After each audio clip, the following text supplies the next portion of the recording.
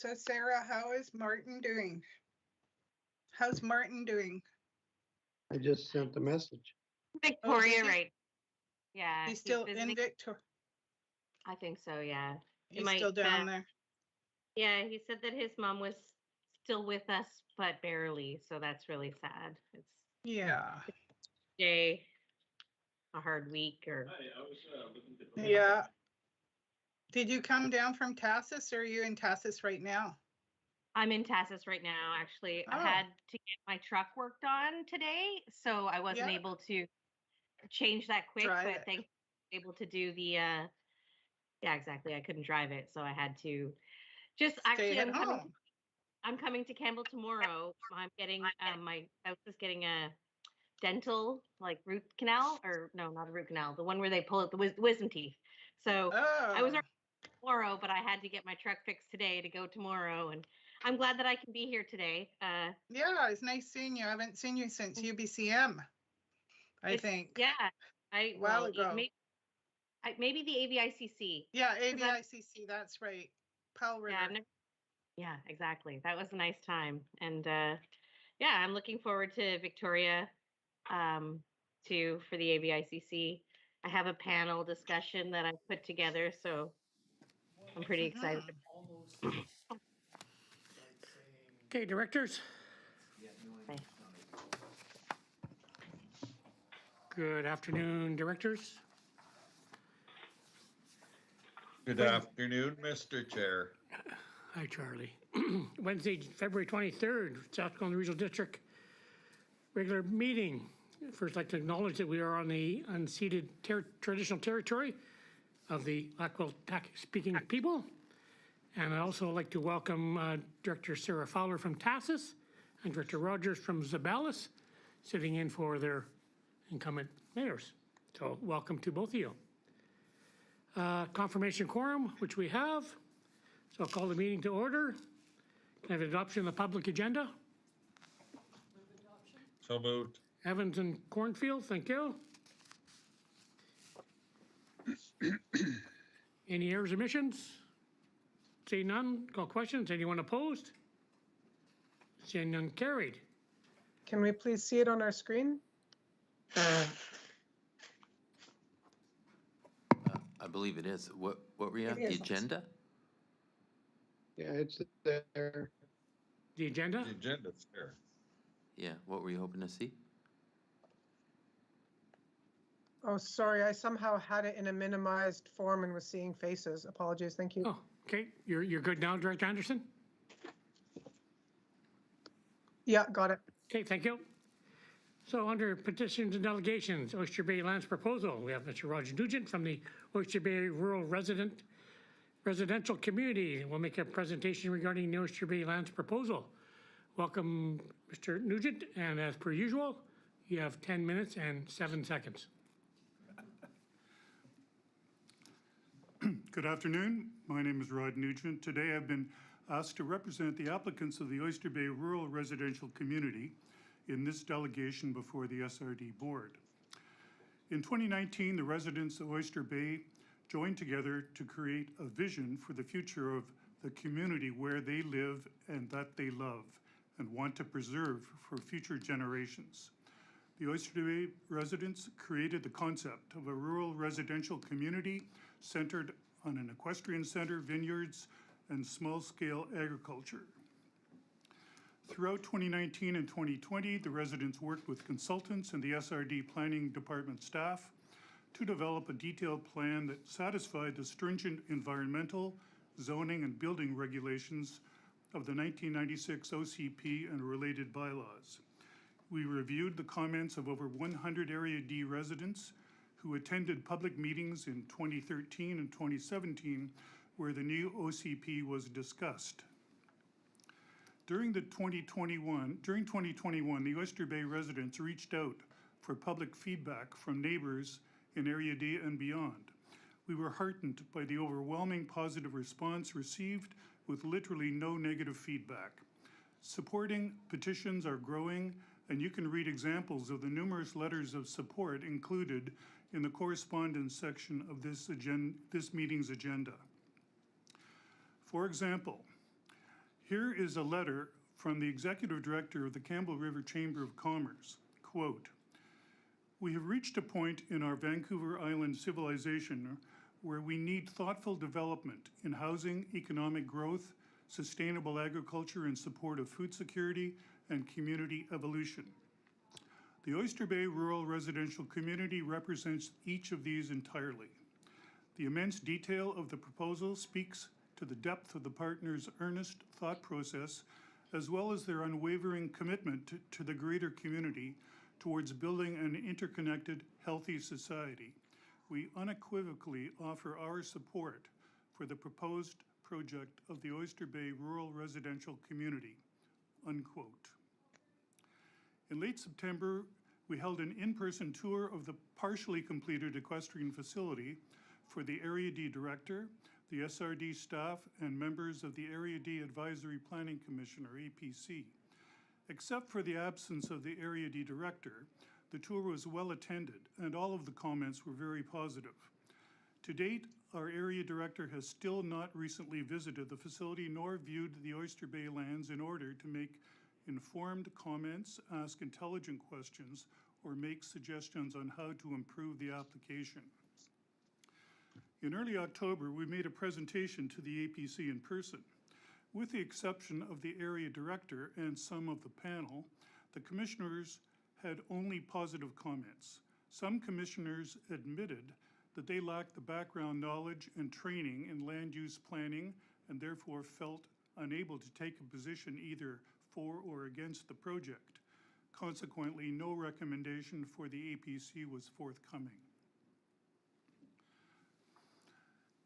Late last year, the application passed through the scrutiny and oversight of 20 independent government agencies and First Nations with no significant concerns raised, and was ready to move on to bylaw drafting in anticipation of a public hearing.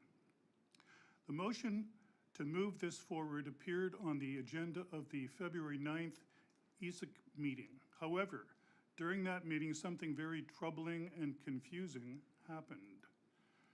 The application was denied, and the entire project was effectively terminated in its current form by the Area D Director and with the support of the other area directors.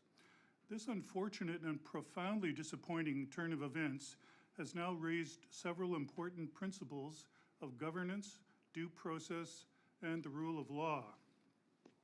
1, by terminating the application at this stage, the applicants have been denied equal treatment under the law. It is the right of every applicant who has fulfilled all the legal requirements as set out in the SRD bylaws and procedures to a public hearing. And by the way, we've already paid for it. Are the area directors afraid to hear that there is overwhelming public support for the application? Or are they trying to hide the proposal from the public? 2, the politician responsible for this situation justified her actions by expressing numerous opinions on various topics which were not supported by any factual evidence whatsoever, whereas the applicants at every turn were obliged to provide, at their expense, reports prepared by professionals with specific expertise. A 10-minute public delegation is not an appropriate forum to address the misinformation and outright falsehoods expressed by the Area D Director against this application. Suffice it to say that this situation has cast the entire governmental process into disrepute. Furthermore, it has confirmed the personal bias of the Area D Director against the applicants, with the implied support of other area directors through their unanimous vote to deny bylaw drafting and a public hearing at this critical stage. 3, our research has revealed that what happened at that February 9th ESIC meeting was truly an historic event. As far as we can determine, never in the recent history of the SRD has a development proposal been derailed at this point in the administrative process. This fact alone emphasizes how unfair this action to terminate the project appears to be. 4, meanwhile, the 480 acres of the Oyster Bay Rural Residential Community are not going anywhere. The time, energy, and financial investments made in good faith to fulfill the application requirements for the project are significant. The personal prejudice demonstrated by the Area D director, the other area directors, and some members of the APC towards the applicants through their deliberate actions to override due process and long-standing legal procedure is on the public record. We would invite the SRD board members to view the YouTube videos of the May 12th and June 16th, 2021, and the February 9th, 2022 ESIC meetings on the SRD website to witness this behavior firsthand. Also, the video record of last October's APC meeting is available for viewing for those who are interested. It is up to the SRD Board of Directors to decide what action, if any, you will take in the wake of these events. However, it would be entirely understandable if the applicants, in response to the malicious actions of the Area D Director and others involved, are now obliged to seek redress through the courts. The Oyster Bay lands are not owned by a developer. The applicants are in fact the residents who presently live on the lands and contribute to the rural fabric and biodiversity of Area D. Our gardens, greenhouses, and orchards produce vegetables, fruit, and berries. We are planting grapes for vineyards and future wineries. We are raising chickens, ducks, pigs, geese, and sheep and cows, as well as horses for breeding and training activities. Fir, pine, willow, and many varieties of fruit and nut trees have been planted. Our fields produce oats, barley, wheat, and hay to provide feed for our livestock. The wild deer and black bear population has thrived with the addition of new food sources. Eagles, owls, hawks, swans, and wild geese are much more plentiful in the area than they were 20 years ago. Our application is not about land development. Rather, it is about maintaining and protecting the rural residential character of the land that Area D residents are asking for. Our application is not about city-sized lots. It is about large 11-acre average homestead-sized lots able to support all of these activities. We are not developers. We are neighbors, friends, residents, employers, hardworking farmers, and horsewomen and horsemen. The last century of resource extraction on upland resource zone land is over and done. Our rapidly changing times demand new thinking. We need a transformative community founded on equestrianism, remediation and protection of our sensitive environmental areas and wild animal habitats, and sustainable agriculture for food security. Our rural residential community will not detract from the rural fabric of Area D, but rather greatly enhance and protect it. And in the end, all that truly matters is the inheritance that we hand down to future generations. Thank you for your attention. Thank you, Mr. Nugent. And do we have any questions? I have Director Anderson and Director Abrams. So Director Anderson, go ahead. Thank you, Rod. I just want to offer an apology to you and your team. As you were there, and as you know, and anyone who witnessed the video, I spoke really adamantly about the need for due process. My concerns with the application, certainly, but my desire to see it go to public hearing. And in the end, I voted with my colleagues because it's a space that I feel so often disempowered and despondent in. And I thought I'd save my comments and vote for the board. So I just want to really offer my apology. I think you were deserved by me as well that day. Thank you, Director Anderson. And Director Abram. Yes, thank you, Mr. Chair. So thanks, Rod, for your presentation. It's very well done. I have a question. It's actually a two-part question, but are you aware that your director and the EASC director have given the chair a motion that will defeat the motion on the agenda, that's on the agenda presently, and replace it with a motion to proceed with drafting of bylaws and proceeding to public hearing with your proposal, which is exactly what you asked for. Okay, So so Director that's Abram- what this new motion, Yeah, Director Abram, I don't think Mr. Nugent That's would have any information on that motion coming forward. okay, well, I'm telling him now that there is a motion and it's public knowledge. It was in the MSC meeting. So if this is passed, it will allow your proposal to move forward immediately Okay. without any other roadblocks or whatever. There's another motion that I've been told Okay, I by, need a question on, um, Jim, Director Abram, I need a question towards Mr. Nugent on his, that question. I said, Delegation. are you aware? no, it's not a I question said, for are him. you aware? It's not a question Sure. to Mr. Nugent on agenda items further down. That's for the Okay. board, that's for the board to discuss when we get to the items on the agenda. Okay, so, Mr. Nugent, Rod,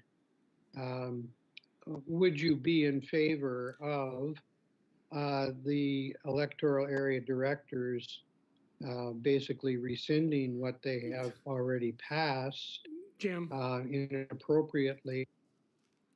it's out of order. Question's out of order. Fair, Mr. You're I talking, believe you're interrupting. you're talking about agenda items later on the agenda. So leave those items there. Mr. Nugent is probably going to sit in on the meeting.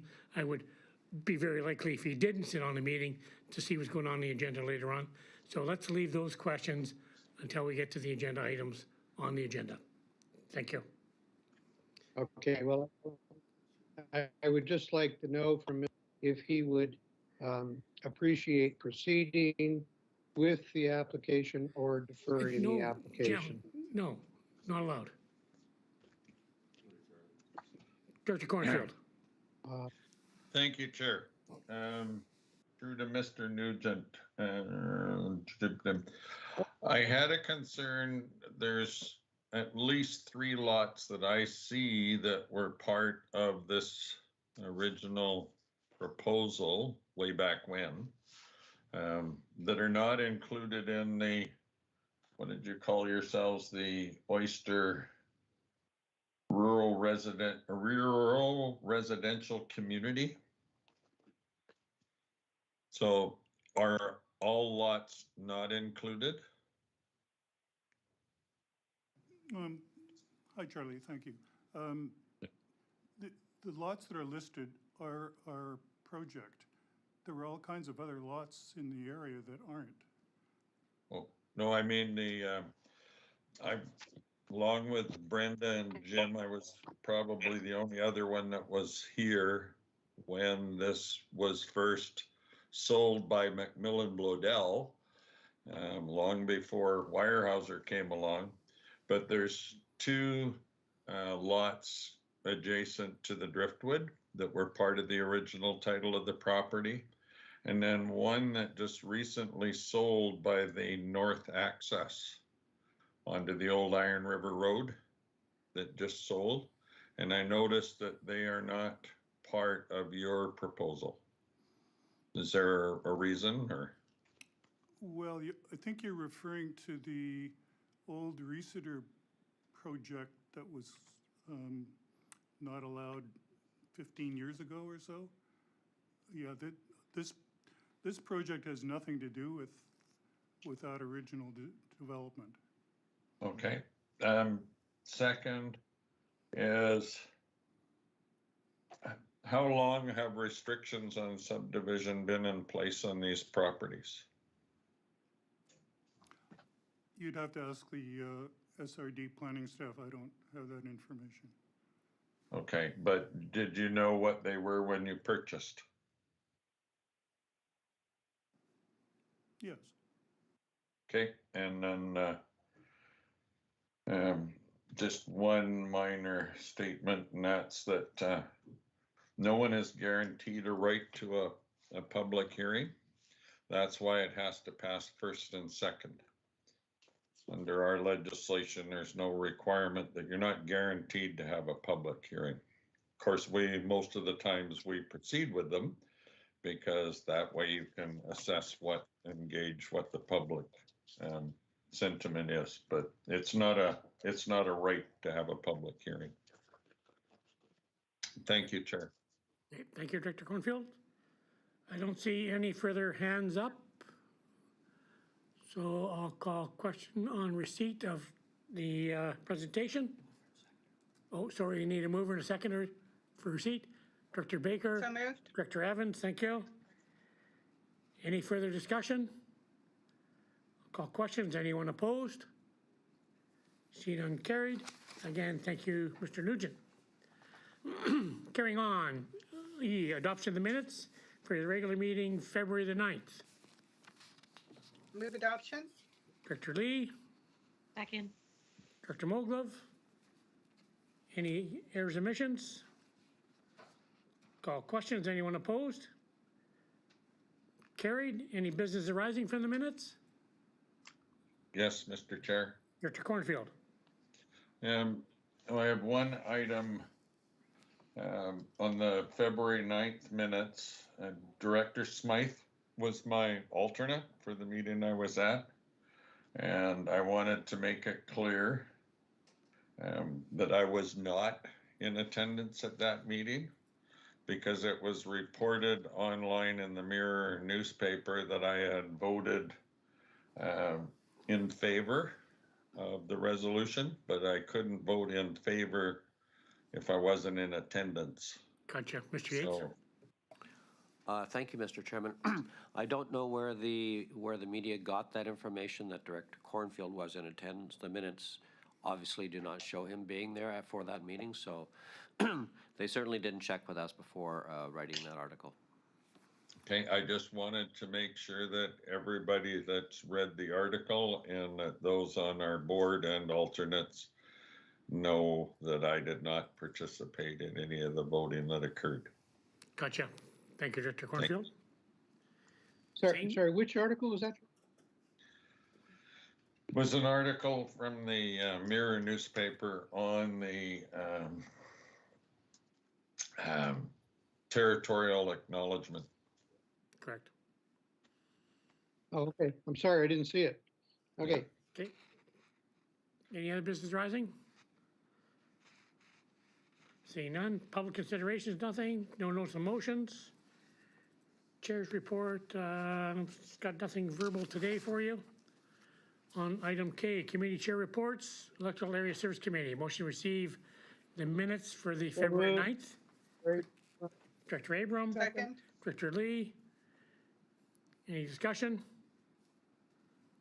Director Adams. Thank you, Chair, and through to the CAO. And I don't want this to be perceived as any interference in electoral area's business. But as a director of the board that is voting on receiving these minutes, I have to ask a question of our CAO. In the absence of any public hearings, are motions in regards to the Oyster Bay development proposal and the continued delays and deferrals of the Du Young Park applications legally valid? And are the SRD board members culpable by receipt, even though we are not involved in the voting of these issues? So if I may, Mr. Chair, a couple questions in there. In terms of Du Young Park, the Director Moglove had a motion about legal opinion, which is coming, will be accompanied with the report at the next board meeting. So in terms of culpability for receipt, voting on receipt is just technically the willingness of the board to discuss an issue. So again, I can get clarity to that in a legal opinion, but I don't believe voting on receipt for anything makes you culpable. It's just saying we're happy to talk about this, because if there was no positive vote on receipt, there would be no discussion at all. So I don't think there's an issue voting on receipt, but again, I can bring clarity in one of the opinions coming forward in terms of that on a general sense. So thank you, Mr. Leach. But again, what I'm hearing in your clarification is, I think. So should we get a legal opinion on culpability when we are receiving something that we really have no say, and rightly so, it's not our involvement, but by receiving it and voting in favor of receipt,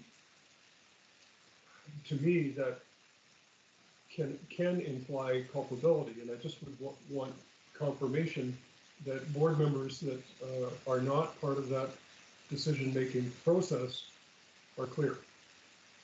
I can certainly, confirm an opinion on that. However, again, I don't believe voting on receipt, just putting something for discussion,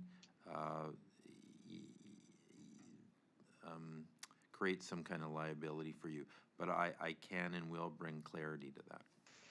Thank you. Thank you, Director Adams. And I have Director Abram and Moglove. So Director Abram, go ahead.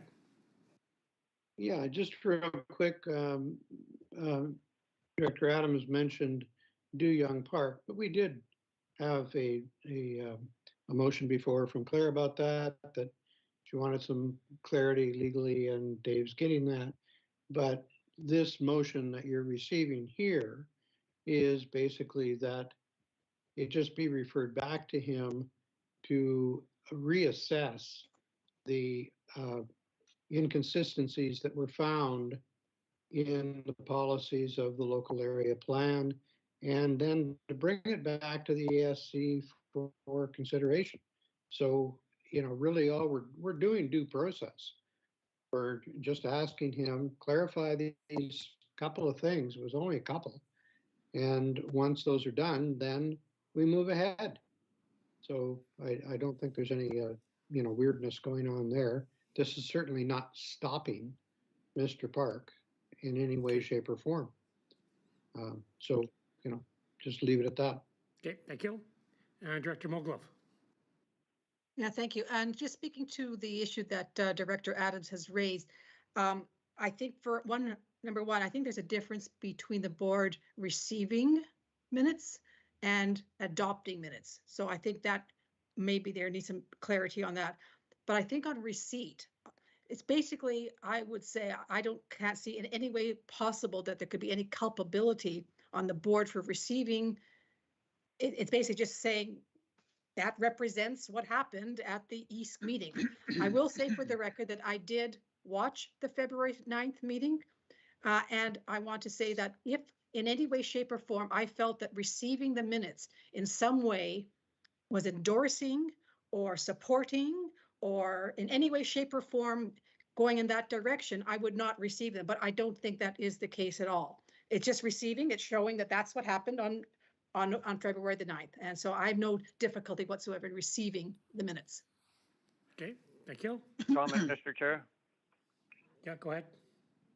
Thank you. Yeah, I just want to point out to the board that the Electoral Area Committee only makes recommendations to the board. They don't decide anything. So there's really no culpability in anything. Nothing has been done. It's just a recommendation to the board. It's the board that makes decisions. Okay, thank you. I don't see any further hands up, so I'll call question on receipt. Anyone opposed? Seeing none, carried. Item 2, Strathcona Gardens Commission, the regular meeting for February the 9th. Motion to receive. Move receive. Evans and Adams, thank you. Any discussion? Seeing none, I'll call question. Anyone opposed? Seeing none, carried. No external reports, under staff reports. M1, Oyster Bay Lands OCP rezoning. Motion to receive the report. Move Move receipt. receive the report. Second. Wally and Lee. And I'll go to CEO. Anything to add? Nothing to add, Mr. Chair. Okay, on receipt, call question. Anyone opposed?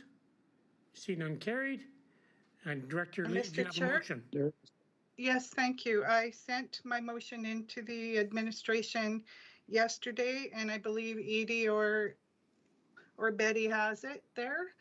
That staff be directed to proceed with drafting the relevant bylaws for the Oyster Bay Lands OCP rezoning application for EASC and board consideration in order to advance the bylaws to public hearing. Do I have a seconder? Second. Second. Director Wally, I believe. Any discussion? Yes, I think if I could speak. Go ahead.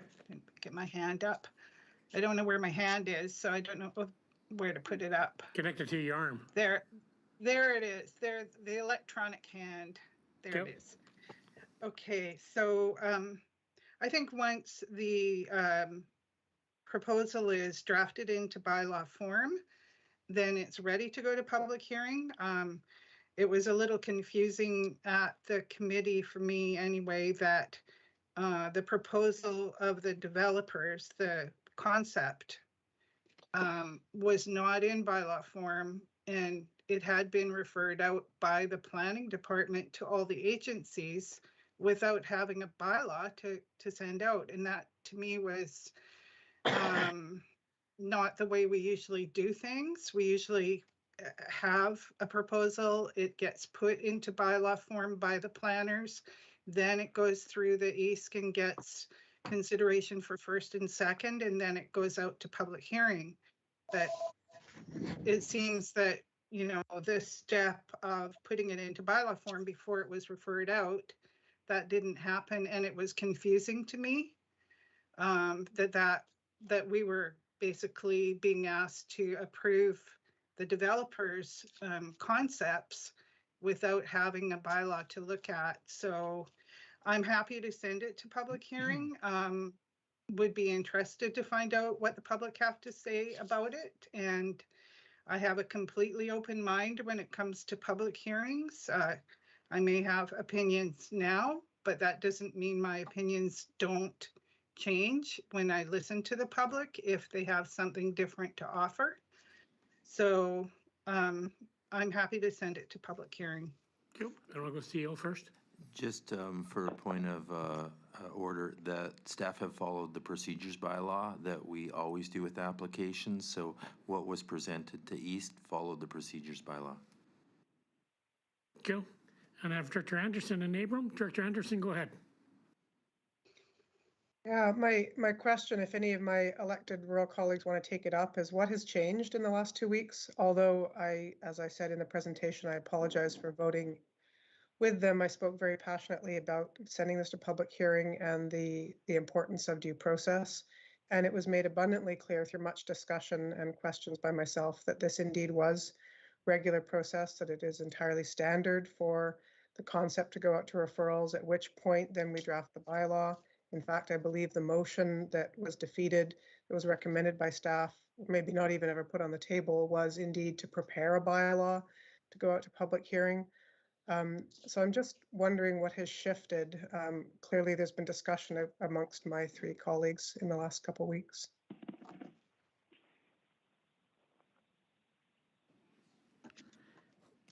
Okay, thank you. Director Abram? Yes, thank you, Mr. Chair. In answer to Director Nova Anderson's comment, yes, there has, of course, been discussion. She was called also on it, but didn't return calls. There have been incredible amount of discussion. As the chair of the Electoral Area Services Committee, I took it upon myself to call and speak to the other directors about this action that we took on February 9th, and that it was not really supportable, and that we needed to go back, defeat this bylaw on the paper right now today, and replace it with a recommendation that staff create the bylaws and proceed to public hearing where the public will have its due process and allow the Oyster Bay Lands development to be decided by the public. And that's the appropriate way to do it. So, you know, there's your change in your shift. I've spent the last 2 days on the phone continuously with directors and staff and some time with our chair of our board concerning this particular item and making sure that we get it to the point where we could defeat it. And I don't know if it's going to be defeated or if it's just going to be replaced. That's a procedural matter that staff will tell us about, I'm sure, in a minute. But whatever needs to be done, basically, we're telling the applicants for the Oyster Bay lands that they are getting the due process, and if the vote passes, they are going to get their due process. They're going to get bylaws referred out, and the public hearing will take place at a date to be determined by the board, probably at the next board meeting. I don't know. It'll be determined at that time as to when the public hearing might be. I cannot guess as to when that might be, but I would assume it would be as soon as possible in the location in Area D. So thank you very much for your time. And thank you very much, Mr. Chair, for allowing this resolution to go forward. At the beginning of this discussion, it's going to save us a lot of time later, and it's going to save us money and, referring it out to lawyers, et cetera, et cetera. None of that's necessary. It's following due process, and I'm very appreciative of it. Okay. And also apologetic. I would like to complete my statement that I am apologetic to the applicants for having to go through all of this. Thank you. Thank you, Director Abram. And I have Director Anderson. Just for clarity, I got one phone call from Gerald Wally 2 days ago informing me that my elected rural colleagues had a motion that they were going to put forward, that this was the nature of it, and that there was no need to call back. I was not contacted by the chair of EASC. That's fine. It's all the same in the end, but just to clarify what Director Abrams said. Thank you. Okay, thank you. Any further discussion?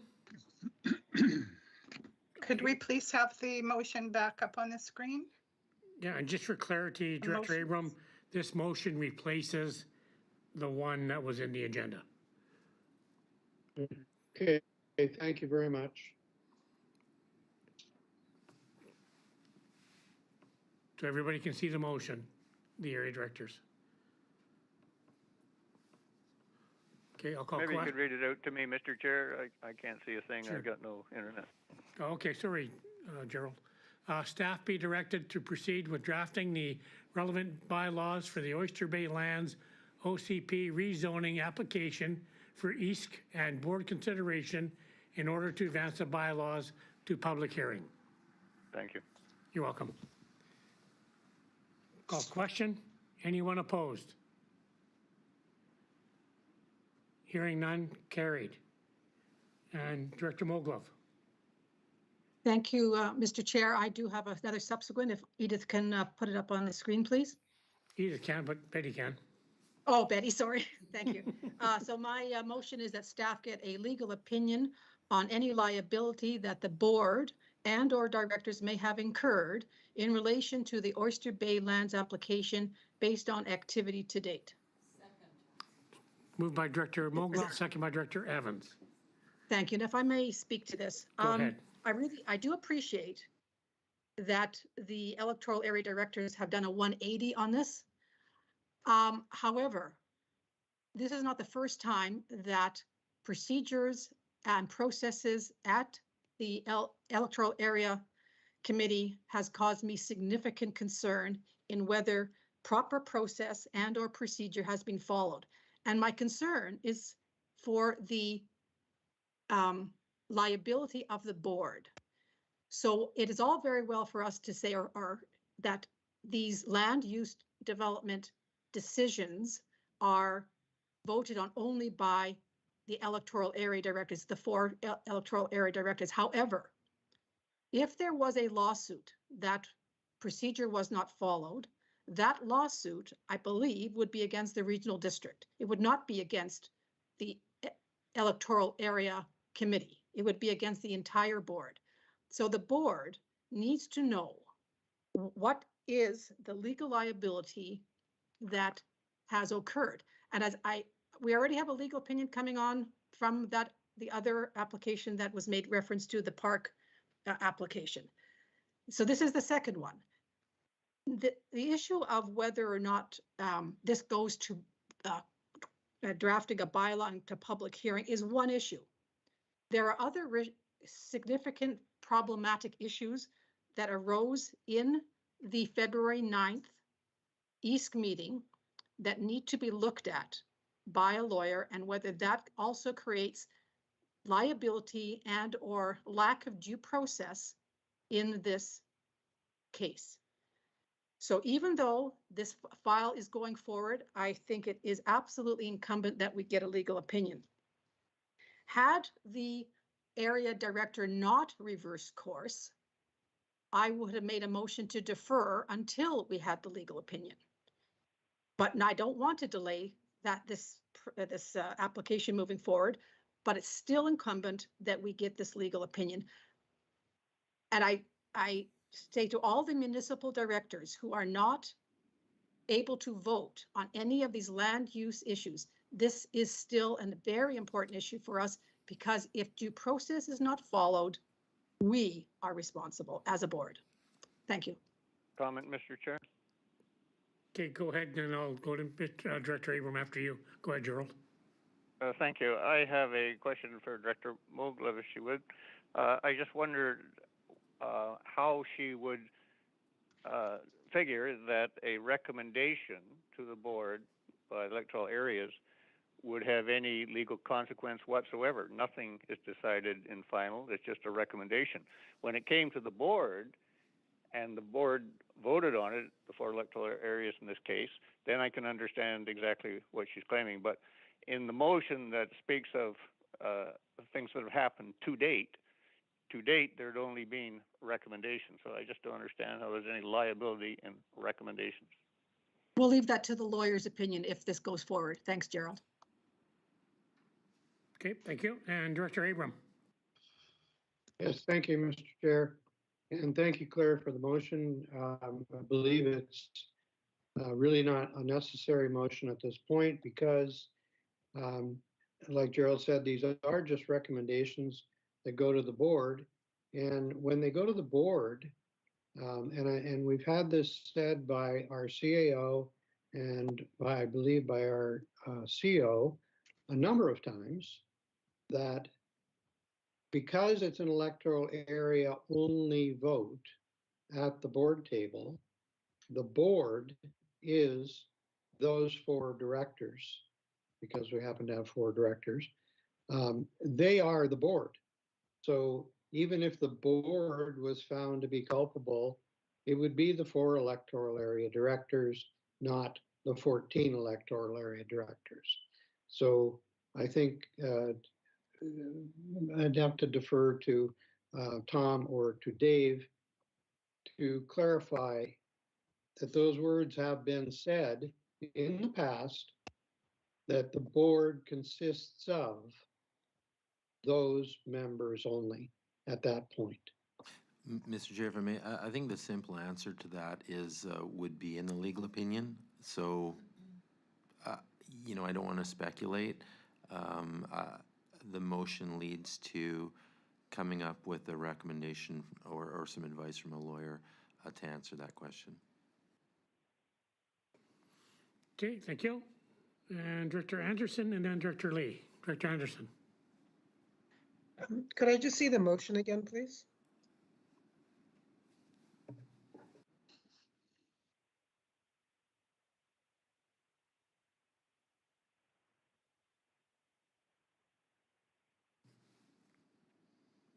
So the motion speaks specifically to liability. I also wonder, as Director Lee mentioned, the open mind. If I was the applicant at this point, I would be quite concerned about, even if all of the actual procedures get followed, whether I would be given a fair shake. And I just wonder if the legal opinion could address that matter as well, and if there needs to be a amendment to the motion to address that. I'll leave that with the mover. Thanks. Mr. Chair, point of order. The director is directly questioning the integrity of another director, which is completely contrary to our code of conduct.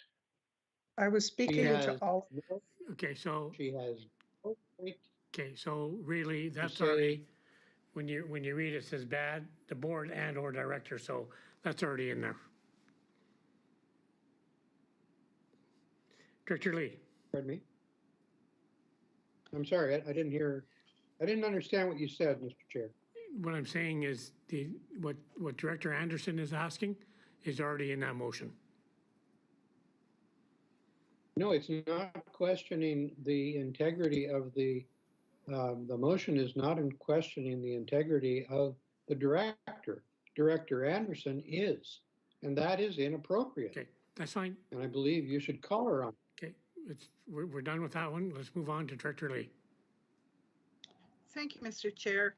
I'm not in favor of wasting money on legal opinions on matters that have not even formulated yet. We have a recommendation to move towards public hearing with bylaws, but we didn't have any bylaws at the electoral area committee meeting. We just had the proponent speak as a delegation and then present the proposal was in writing. I read it, and you know, I'm trying to do my job as an elected official to represent the interests of all of my community. And, you know, I find that the threat of lawsuit before we vote on something, which is impeding my ability to represent my community without intimidation. I find these legal opinions are just intimidation in themselves. I can make fair decisions. I've been doing it for 30 years. My community completely trusts me. And I know that we don't need to go down this path. It's very divisive at the board level. It's pitting, you know, municipal directors against electoral directors. And we all have tough jobs, and we all have to be able to make decisions without threats. And I was threatened at the electoral area committee before I voted on this issue. Okay, well, okay, thank you. And to wrap this up, I'm going to go back to Director Mogul. Thank you. And, you know, this is a really, I guess it's in some ways it's a complex issue because of the jurisdiction of the electoral area directors.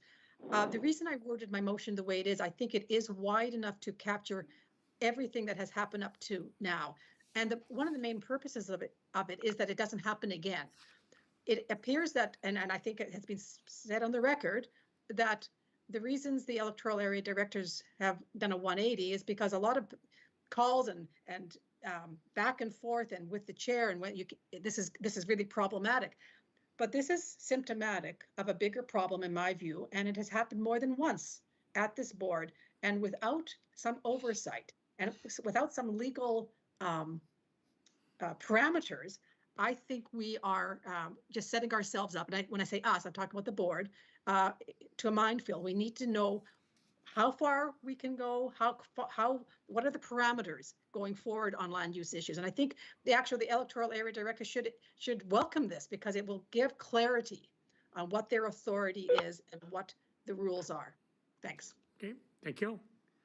Don't see any speakers. I'm going to go question on the motion. And the motion is basically to get legal opinion. I'll call questions. Anyone opposed? Abram. Lee?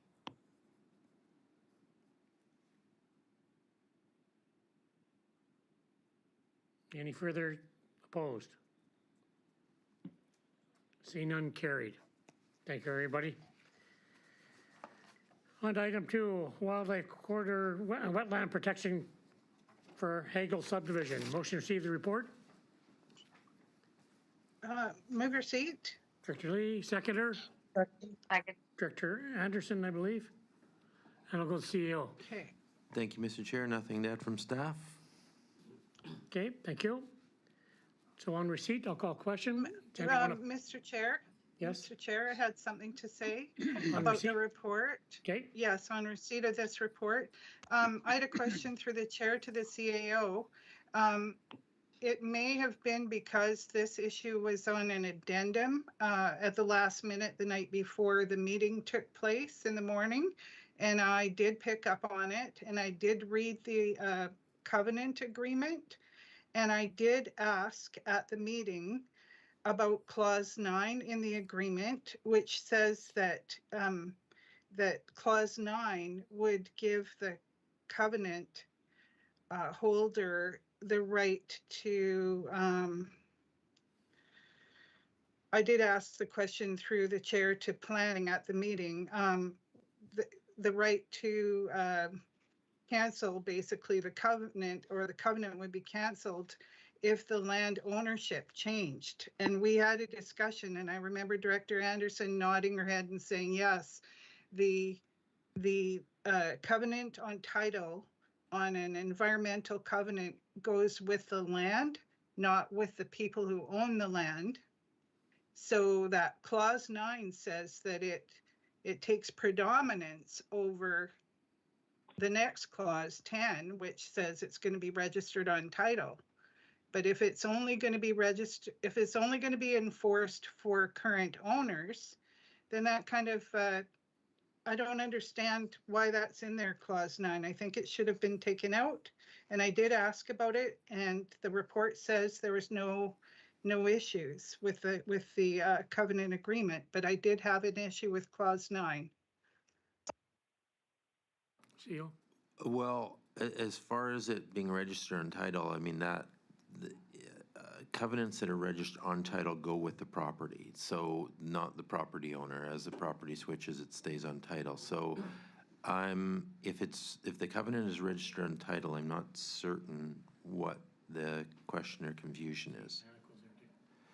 If I could just reply, that confusion is that clause 10 says it gets registered on the land, but clause 9, which was written by the owner's solicitor, says that the current owners take precedence over what happens on that covenant. So Okay. It says, regardless of everything else in the agreement, basically, that the current owner, once the current owners sell the property, subsequent owners can remove that covenant. That's Okay. what number 9 says to me. Okay, so I'm going to go to staff. I'm going to go to Mr. Yates and then to Aniko. Thank you, Mr. Chairman. I believe that Section 9, which is a fairly standard clause in covenants, makes a distinction between the owners of the time being for the land and the obligations that are going to be applying to the land in perpetuity through registration in Land Titles Office. So it makes a distinction that the current owners are only liable in law for actions or misdeeds or whatever that occur during their own particular tenure over those lands. That is my understanding. Okay, I understand what you're saying, Mr. Yates. Thank you. Okay. That clarifies it. Thank you. Okay. So then we won't worry about Aniko then. Thank you. And I got Director Abram and Anderson. So Director Abram. Yeah, as long as that's clear and it's not open to interpretation, I'm fine with it. But it was, just to clarify, Director Lee's comments, yes, it was discussed at length about the confusion between current owner versus online in perpetuity. You've cleared that up now, and as long as that's the case, I'm fine with it. Okay, thank you. And Director Anderson, I see your hand down, so you're okay with it, I would imagine. Yeah. Thank you. I had the same question. Okay, thank you. So on receipt, I'll call question. Anyone opposed? Seeing none here, none carried. And then item B, the section 219 Wildlife Corridor Covenant and Wetland Protection Covenant attached to the January 4th, 2021 report from the CO be approved, and the Chair Corporate Officer authorized to execute the covenant on behalf of the ERD. So moved. Second. Lee and Baker, thank you. Any further discussion? Call questions. Anyone opposed? Seeing none, carried. Item 3, agricultural land reserve application, Sayward Road. Motion to see the Move report. receipt. Move Director receipt. Wally. Wally. Seconder, Second, Abram. Director Abram. I have a comment, Mr. Chair. Okay, any to add, CEO? I think Annika will speak to this if the board wishes. Okay. Thank you through the chair. Thank you, Chair. To the board, the application before you is an ALC application for subdivision within the ALR over a 22-hectare piece of property, which is currently severed by road. The request is to create 1 5-hectare parcel and 1 17-hectare parcel. The parcel right now is currently developed with 1 dwelling and several other small buildings used for agricultural purposes. As stated earlier, it is bisected by Highway 19, and the applicants wish to subdivide this to be able to sell off the smaller portion, which is currently not being farmed. The area is not regulated by either an OCP or a zoning bylaw. There is a subdivision servicing bylaw that does cover the area as well as floodplain. If it were not constrained by the ALR designation, the subdivision request would meet the SRD's requirement. However, as it is located in the ALR, they are required to apply for a subdivision in the ALC. Although the land is physically split by the highway, it can be farmed as 1 unit and likely provides a greater net benefit to agricultural production if it were kept as 1 piece. The lands are class 2 soils, which have limited restrictions and are farmable. We referred the application out to the Ministry of Agriculture, and they did not support the application. They did have some concerns with respect to splitting the parcel off from 1 farming unit, and were concerned that the newly subdivided parcel would not be farmed at all, and did not view this as having a net benefit to agriculture, either in the short term or the long term. As this application is not covered by an OCP or zoning bylaw, we do not require to authorize the application before it is considered by the ALC. However, the board could make a recommendation if it desires. Thank you. Thank you, Annika. And I have Director Wally. Thank you, Mr. Chair. Yes, I have a subsequent motion I'd like to make, and I'll just state at this point that this land currently has been logged probably 20 years ago. It's been reforested with second growth. It's a high flood zone, probably not suitable for anything. I don't think you could build on it. If you were to till the land, the next flood would wash the topsoil away, so it's probably best left just as is, but I do have a subsequent motion. Great, thank you. On receipt, Director Lee, did you have your hand up or is it from previous? Oh, no, sorry, that's from previous, sorry. Okay, thank you. I'll take it down. No problem. So on receipt then, I'll call question. Anyone opposed? Seeing none, hearing none, carried. And Director Wally. Thank you. So I would move option 4, that the board not make a recommendation to the Agricultural Land Commission with respect to the subdivision of the land in the ALR application, ALR 2A21 1684 Sayward Road. Second, Abram. Thank you. Any further discussion? Call question. Area directors only, correct? No, it's the whole board. Oh, it's whole board. Okay. I'll call question. Is anyone opposed? Hearing none, seeing none, carried. Thank you. Item 4, Crown Land Acquisition, Blinken Park. Motion to receive the report. Mr. Chair, I have a subsequent right after the receipt, please. Okay, after receipt's moved, thank you. Move receipt. Move receipt, Director Wally. Seconder. In Fowler. Second. Director Fowler, second. Thank you. And I'll go CAO. Thank you, Chair. Nothing to add from staff. Okay, thank you. Then on receipt, I'll call question. Anyone opposed? Seeing none, carried. And Director Abram. Okay, well, to shorten up the possible debate over this issue, I'd like to propose the following. This is from Dave's report. Under alternatives, I would move option 1, that staff undertake additional research into the cost, process, and tenure options for acquiring portions of district lots 205 and 123 as an addition to Blanken Park on Quadra Island. Second. If I can get it. Director Lee seconded. Go ahead, Director Abram. No, it's just, I've tried to do this for many years and have been turned down each time, saying that the province is holding the land in case they need it for treaty negotiations. And the Forest Service of the day did not want to give up 123 because it was provincial forest. And I've gone through that whole process twice, been turned down both times. Now we're trying it again with, changes in government, changes in staff at the government level, hoping that we can make this one continuous swath of land from West Road through to Harriet Bay Road. It's already completely covered with trails and areas that people use. It's been used like that for the last 15, 20 years. So it makes perfect sense for it to be within the jurisdiction of the SRD under Lot 205, which I got as a free Crown grant along with Blinken Community Center, the Quadra Island Community Center, which is about a $2 million asset right there. So, this is a real bonus and an asset to the regional district financially. Excellent. Thank you, Director Abram. I don't see any further hands up. I'll call question on the motion. Anyone opposed?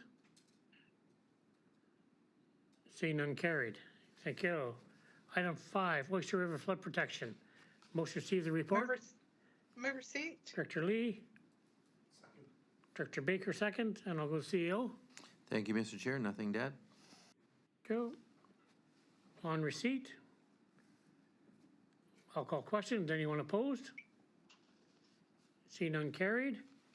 And item B, a bylaw be established for service for the funding of the maintenance and repair of flood protection infrastructure in the Oyster River area be prepared for further consideration. Move the recommendation. Second. Lee and Adams, thank you. Any further discussion? Yes. Director Lee. This is going to be a very welcome news for people in the Oyster River floodplain, that we are going to take this climate emergency situation and the flooding potential seriously on the Oyster and all its tributaries, feeding into right to Oyster Bay lands and to Salmon Point Road, Oyster Garden Road. Those areas are within the floodplain, and to stop these houses and properties from danger of flooding, I think this is going to be a very positive move and welcome by the constituents. Thank you, Director Lee. And Director Abram, do you have your hand up, or is that from previous? Yeah, actually I do. It was from previous, but I actually do have my hand. Okay, go ahead. The dike itself, does it go far enough up the river? Brenda would know this. Does it go far enough up the river to go beyond those properties or property that we had so much trouble with, where the water was high enough that it came in before the dike started and flooded all the land? So is it now taking in further upriver to be able to stop flooding from above the dike? I'll go Director Lee. Thank you. Last time I went canvassing, the dike is at the end of Glenmore Road pretty much, and it's in the same position. But we need to, and we've had engineering work and we've had remedial work done to reinforce that dike a few years ago. And with $400,000 plus from Emergency Management BC. And we have more work to do on ensuring that that dike has the integrity required to withstand a major flood that would affect the housing along in the Oyster River floodplain. So you know, and when we did the remedial work a few years ago with Mark from McElhaney Engineering, and with Waycor, I think was the contractor doing the work. The residents were overjoyed that somebody was paying attention to the flood potential. Okay, thank you. If I could, Mr. Chair, just as a follow-up. It didn't really answer my question. I absolutely agree. You need to reinforce and maintain present dike. But those properties at the top end of the dike, would be the western portion, I guess. That's where the problem was, where the water came in because it was higher than usual. And I seem to recall that we had a property owner blocking work going on there, out there with a shotgun, making sure that nobody came on his property, et cetera, et cetera. Maybe that's a different scenario, but okay, Yeah, if it was different, forget it. Yeah. Forget my That was the, comments, I'll move on. Okay, yeah, that was Oyster River Bank Point of order, protection. can you call the question, please? question's been called. Anyone opposed? Seeing none, carried. Item 6, Regional EOC Grant Opportunity. Motion to see the report. Move Fowler. Fowler and Baker. CO. Thank you, Mr. Chair. Tom will speak to this. Thank you, Mr. Chairman. I don't know if Sean's on the meeting or not, but I can speak briefly to it. This is an application for an EOC grant from UBCM. There's a variety of uses to which those grant funds would be put, and they are enumerated in the attached report. I believe there are a number of First Nations as well as local government municipal entities that are involved in this application. I believe there are, in addition to what is listed in the report, others that have not yet provided their letters of support or council resolutions. They are forthcoming, as I understand it. So the application today is really for the board to decide, do they wish to move forward with making this grant application? And if so, the motions are in front of you. Thank you, Mr. Yates. On receipt, I'll call questions. Anyone opposed? Seeing none, carried. Item B, the application for the 2022 EOC Center grant be moved forward. Move B. Director Evans, Second. Director Adams. Any further discussion? Call question. Anyone opposed? Carried. Okay, item 7, West Coast power outages. Background report. Motion to receive the report. Baker. Second, Sarah Fowler. And Fowler, and I'll go to the CO. Thank you, Mr. Chair. This is just a recommendation from Municipal Services Committee. Nothing more to add. Go. On receipt, I'll call question. Anyone opposed? See none, carried. And item B, the background report regarding West Coast power outages, and really this should be prepared for the board's review. Director Baker, second. Second. Director Adams and Director Baker. You have a question? I do, thank you. As was mentioned at the Municipal Service Committee, it's not strictly a West Coast issue. I believe that it needs to encompass the whole North Island, actually, because we had upwards around 26 power outages in our community. Nothing lasted as long as it did in Tassus and Zabellis. However, I think this this conversation needs to be with the whole North Island. Thank you. Thank you. And Director Anderson.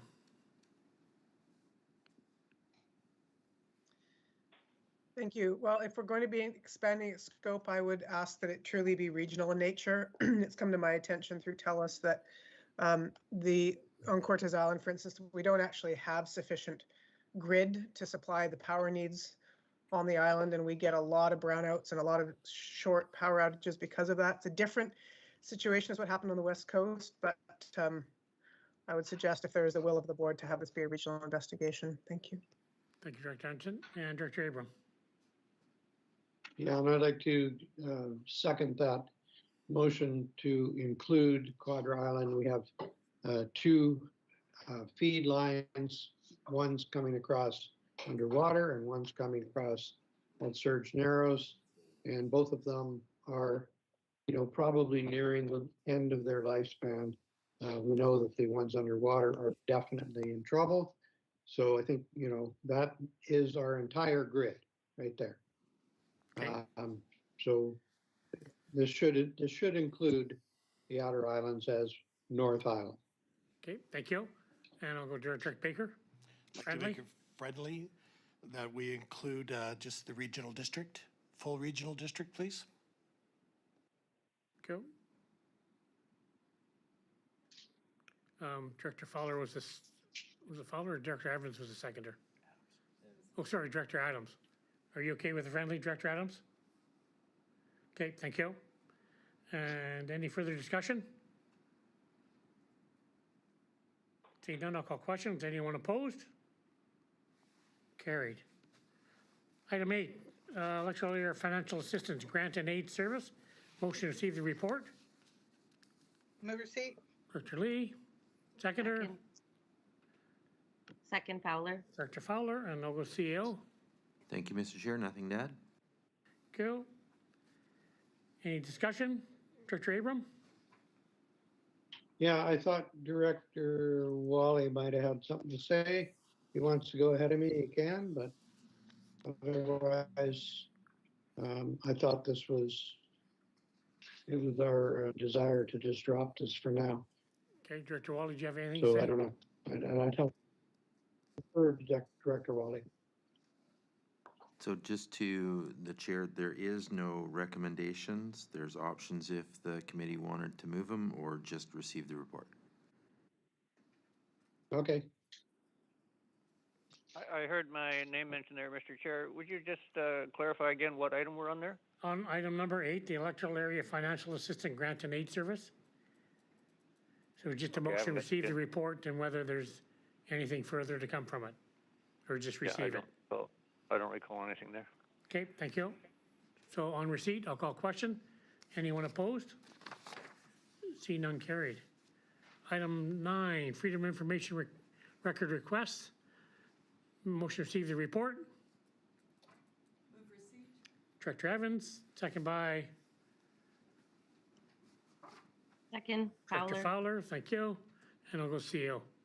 Thank you, Mr. Chair. Tom will speak to this. Thank you, Mr. Chair.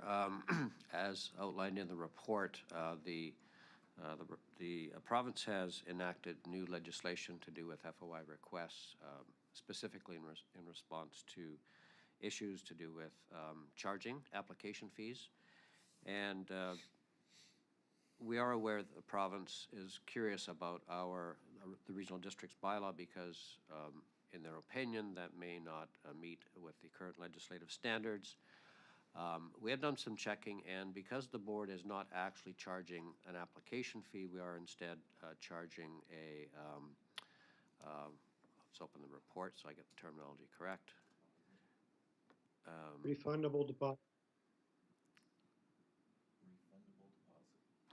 A refundable deposit. And so the question arises whether or not the regional district is in violation of the new statute. That is something that is not determined yet, so we continue to do some investigation into that. But for the time being, we're not recommending that the board necessarily make a change, but there are some options listed should the board wish to have another look at this. Thank you, Mr. Yates. And any discussion? Director Abram. Well, I'll have a subsequent after the receipt. Okay, thank you. No further on receipt. I'll call question. Anyone opposed? Carried. And Director Abram.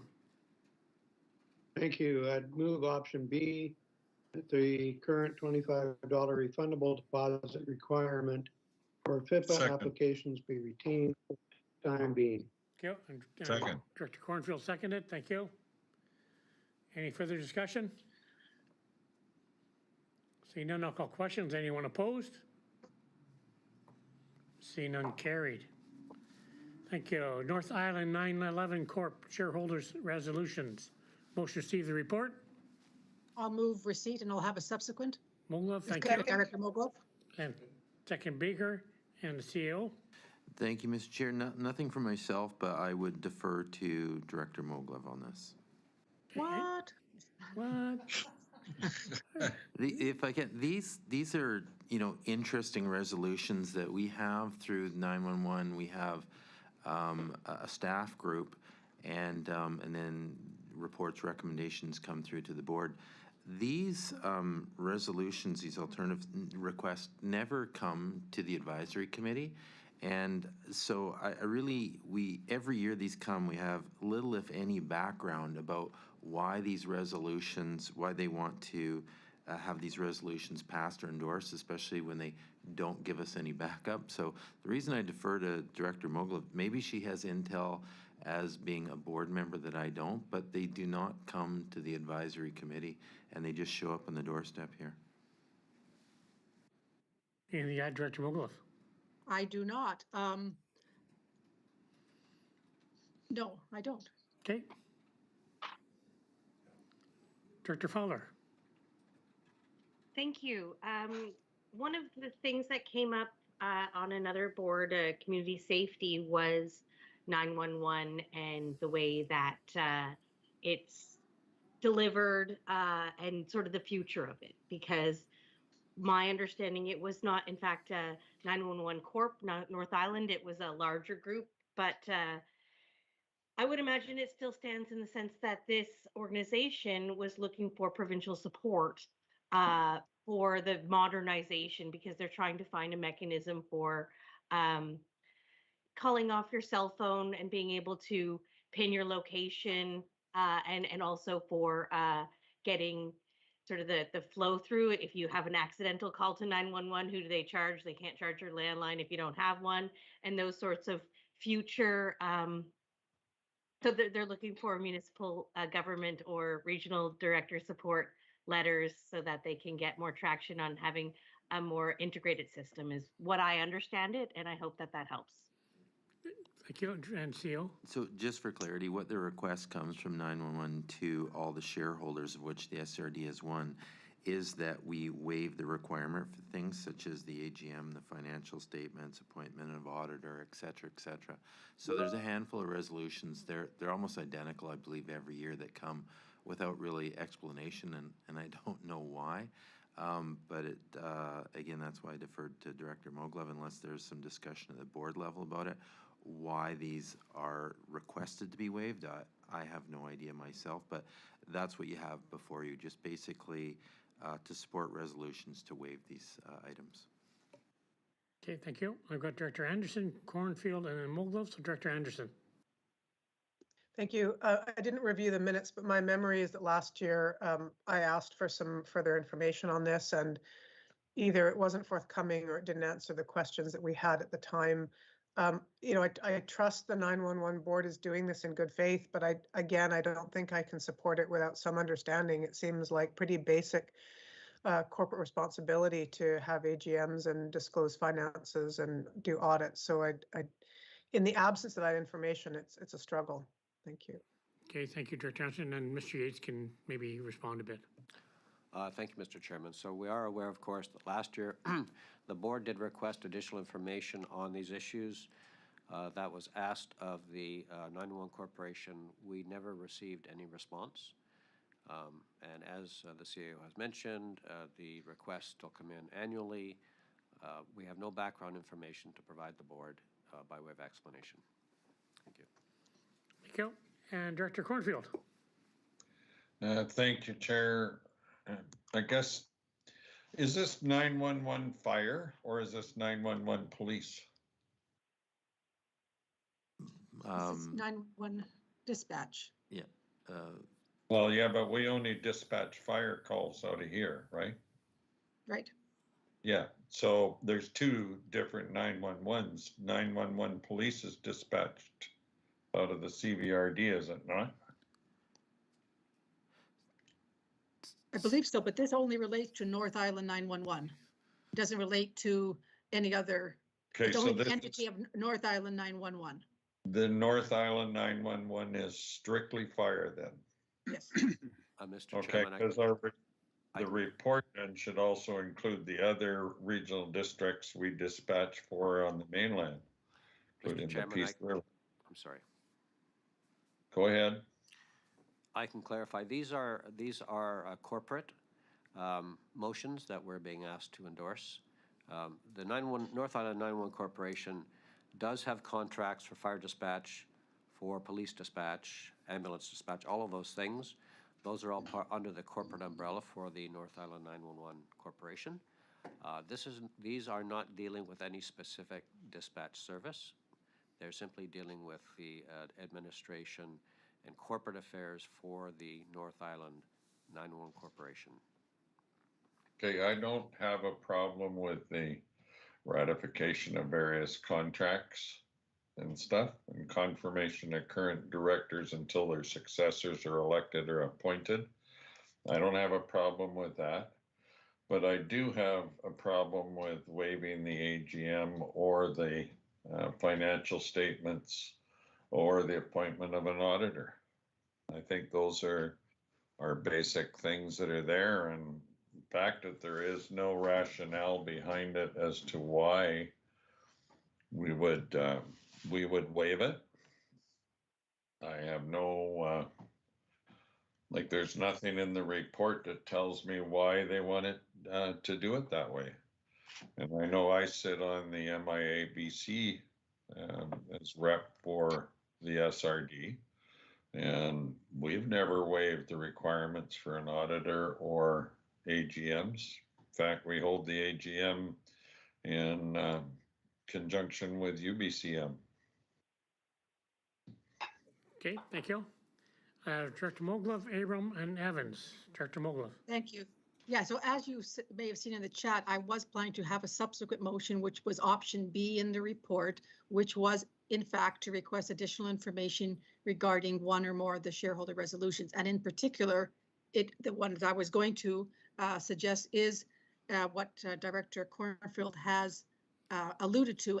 In particular, the auditor and the financial statements are the two that I think are the most pressing, at least for myself.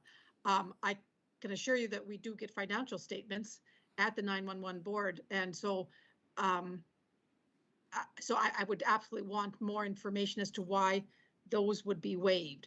The AGM, no, I'm not as concerned about it. It's not uncommon in corporations to waive an AGM as of the date various resolutions are done, but that's not a big issue, certainly not a hill to die on. But on the financial statements and the appointment of the auditor, I think it's incumbent that this board gets more information as to why that is necessary, so that we're comfortable in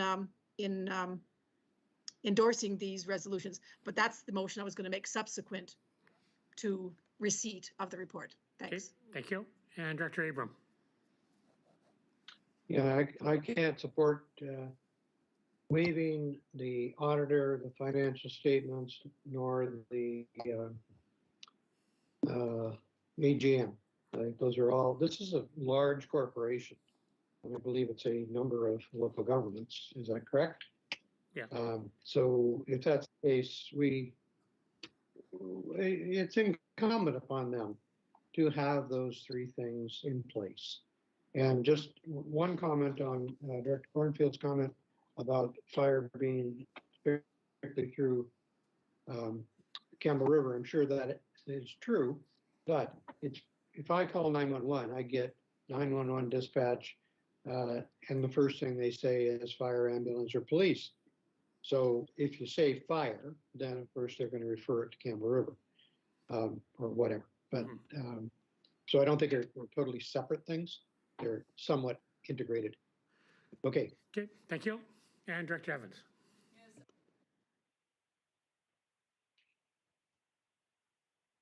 Yes, thank you, Chair. And I was going to move option B as well, but there's 5 shareholder resolutions there. I think we should have information on all of them. I wouldn't separate any of them out. I think if we're asking for information, let's ask for clarification on all 5. Okay, thank you. I don't see anything further on receipt, so I'll call question. Is anyone opposed? Seeing none carried. And Director Moglove, you have a motion. Yeah, thank you. I was going to respond to Director Evans, but I'll leave it in my motion. I'm going to move option B in that the regional district ask for further information and justification for the motions related to waiving the annual general meeting, waiver of production and publication of financial statements, and waiver of the appointment. I'm leaving it those three, and if I get a second, I'll explain why. Second. Okay. So in response as to why it wouldn't be all five, one of them is just confirming the current directors. Well, we already had the appointment done, and every other regional district who is a shareholder to the corporation has appointed their director. So I don't think we need to have explanation from North Island 911 Corporation as to that. It's just confirming that these are the shareholders and these are the appointed representatives from the various regional districts. On the ratification of various contracts, acts, proceedings, appointments, et cetera, we did have discussion at this board. I don't remember when it was, because we did have to ratify some contracts that had been made, and it may have been, oh, and I forget what the issue was, but I at that time, I think I spoke to the issue to say that because of the nature of the, I guess the structure of the North Island 911, it being a corporation as opposed to, it's not a committee, it's not a commission, it's not a, it's a actual corporation. So the corporation is making decisions on contracts and or proceedings and appointments, et cetera. And so I think that it would be extremely, I don't know what the word is, extremely cumbersome to have all of the contracts and or acts, proceedings that are dealt with at the corporation at our meetings to come to each individual regional district board for ratification. I think then the corporation wouldn't be able to do its work. So I would really caution members of the board to go down that on that one. But on the production of financial statements, auditor, and the general meeting, I do think an explanation is in order as to why these should be waived. And so that's hence the motion I made. Okay, so Betty, do you have the actual, okay. So Director Moglove, you can see the motion that's on the screen, that the regional district requests additional information. So it's on regarding waiver of annual general meeting. Okay. Wavering. Yeah, the first three bullets on page 1. Thank you, whoever said that. Okay.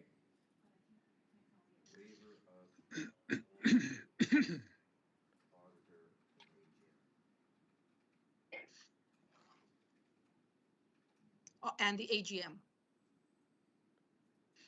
Okay.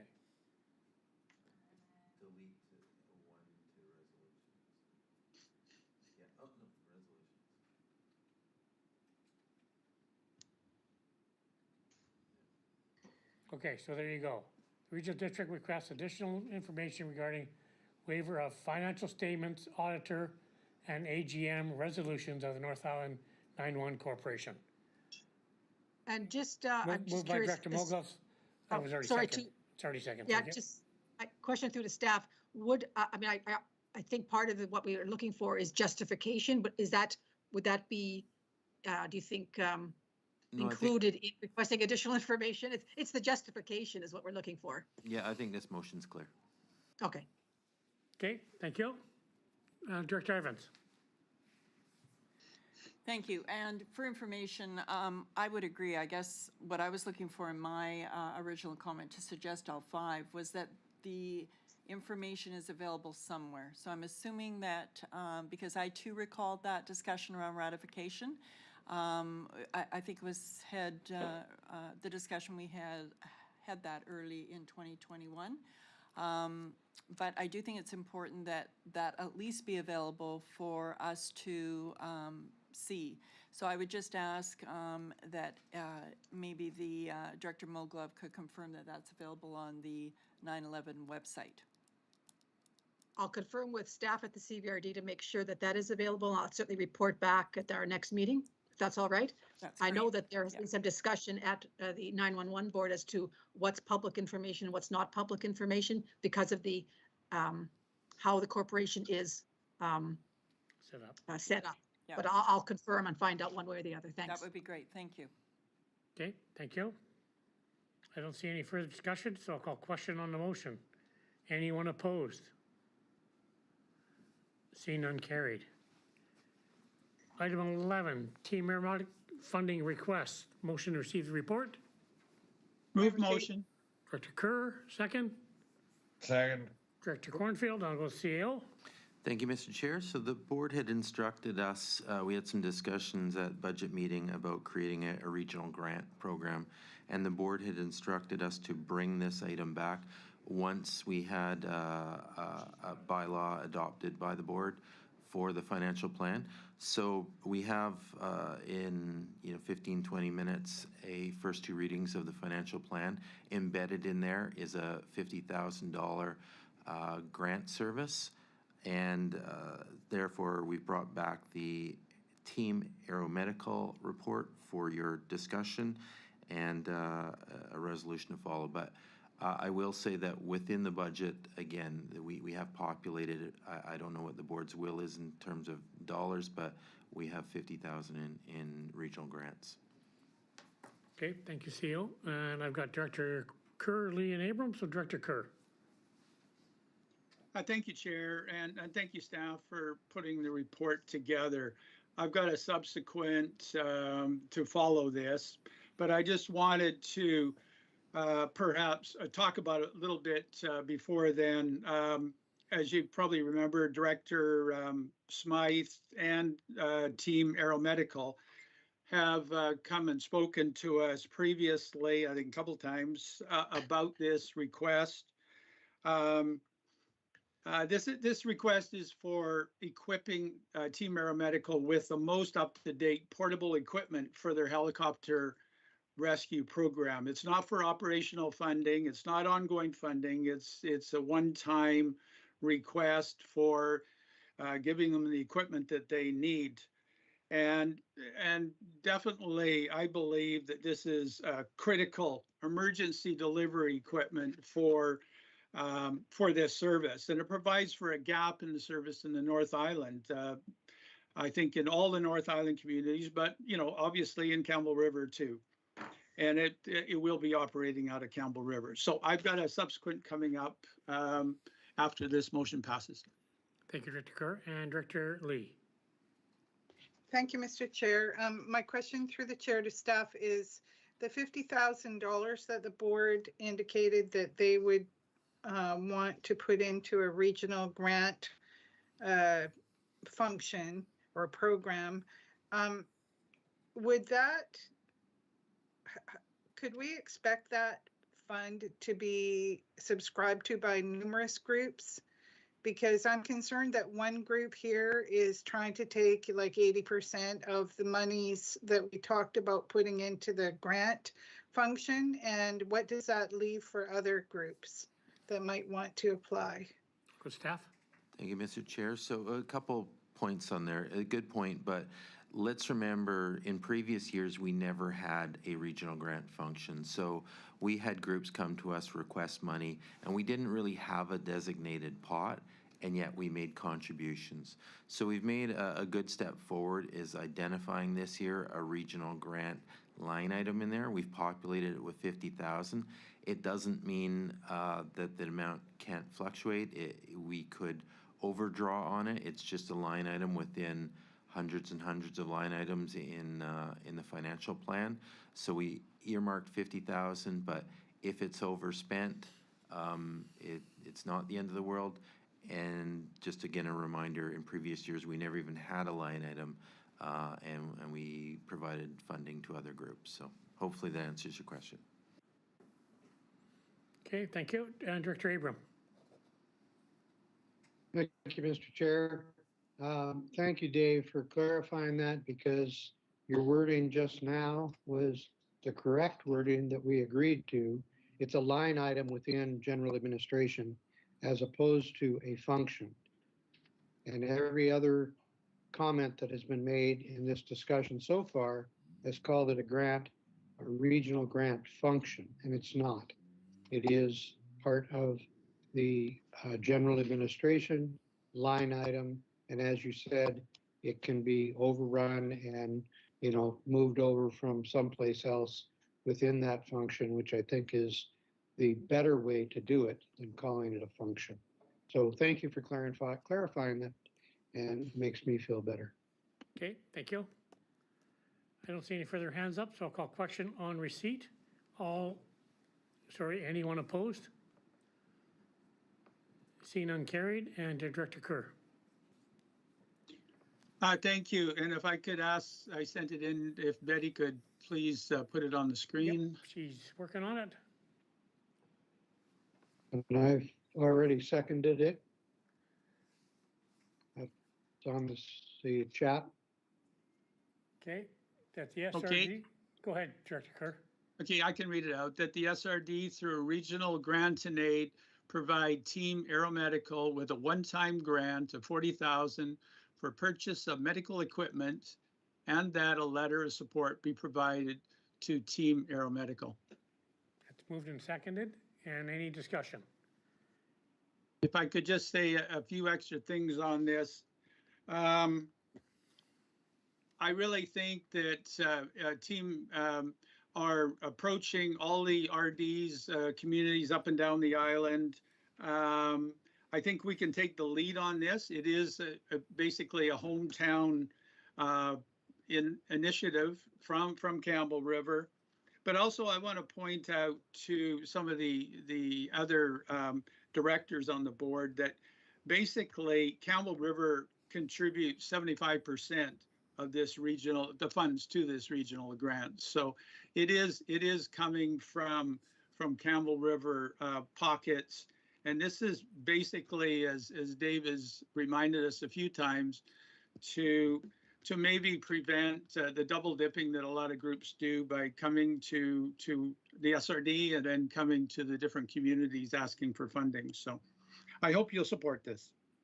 Thank you, Director Kerr. And I've got Director Cornfield, Abram, and Lee. I'm not sure if you had your hand up again or. Oh, no, I'm taking my hand down. Okay, thank you. Down.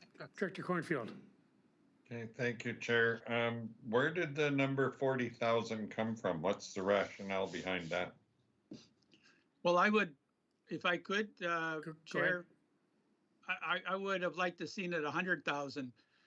They're requiring or requesting funding for $350,000. So they've got a significant amount of money that they're going after, and I think you know, they're going to have a hard time getting that. The reason you know, I could have maxed the request out at 50. I thought by putting it at 40, that provides for not emptying the fund.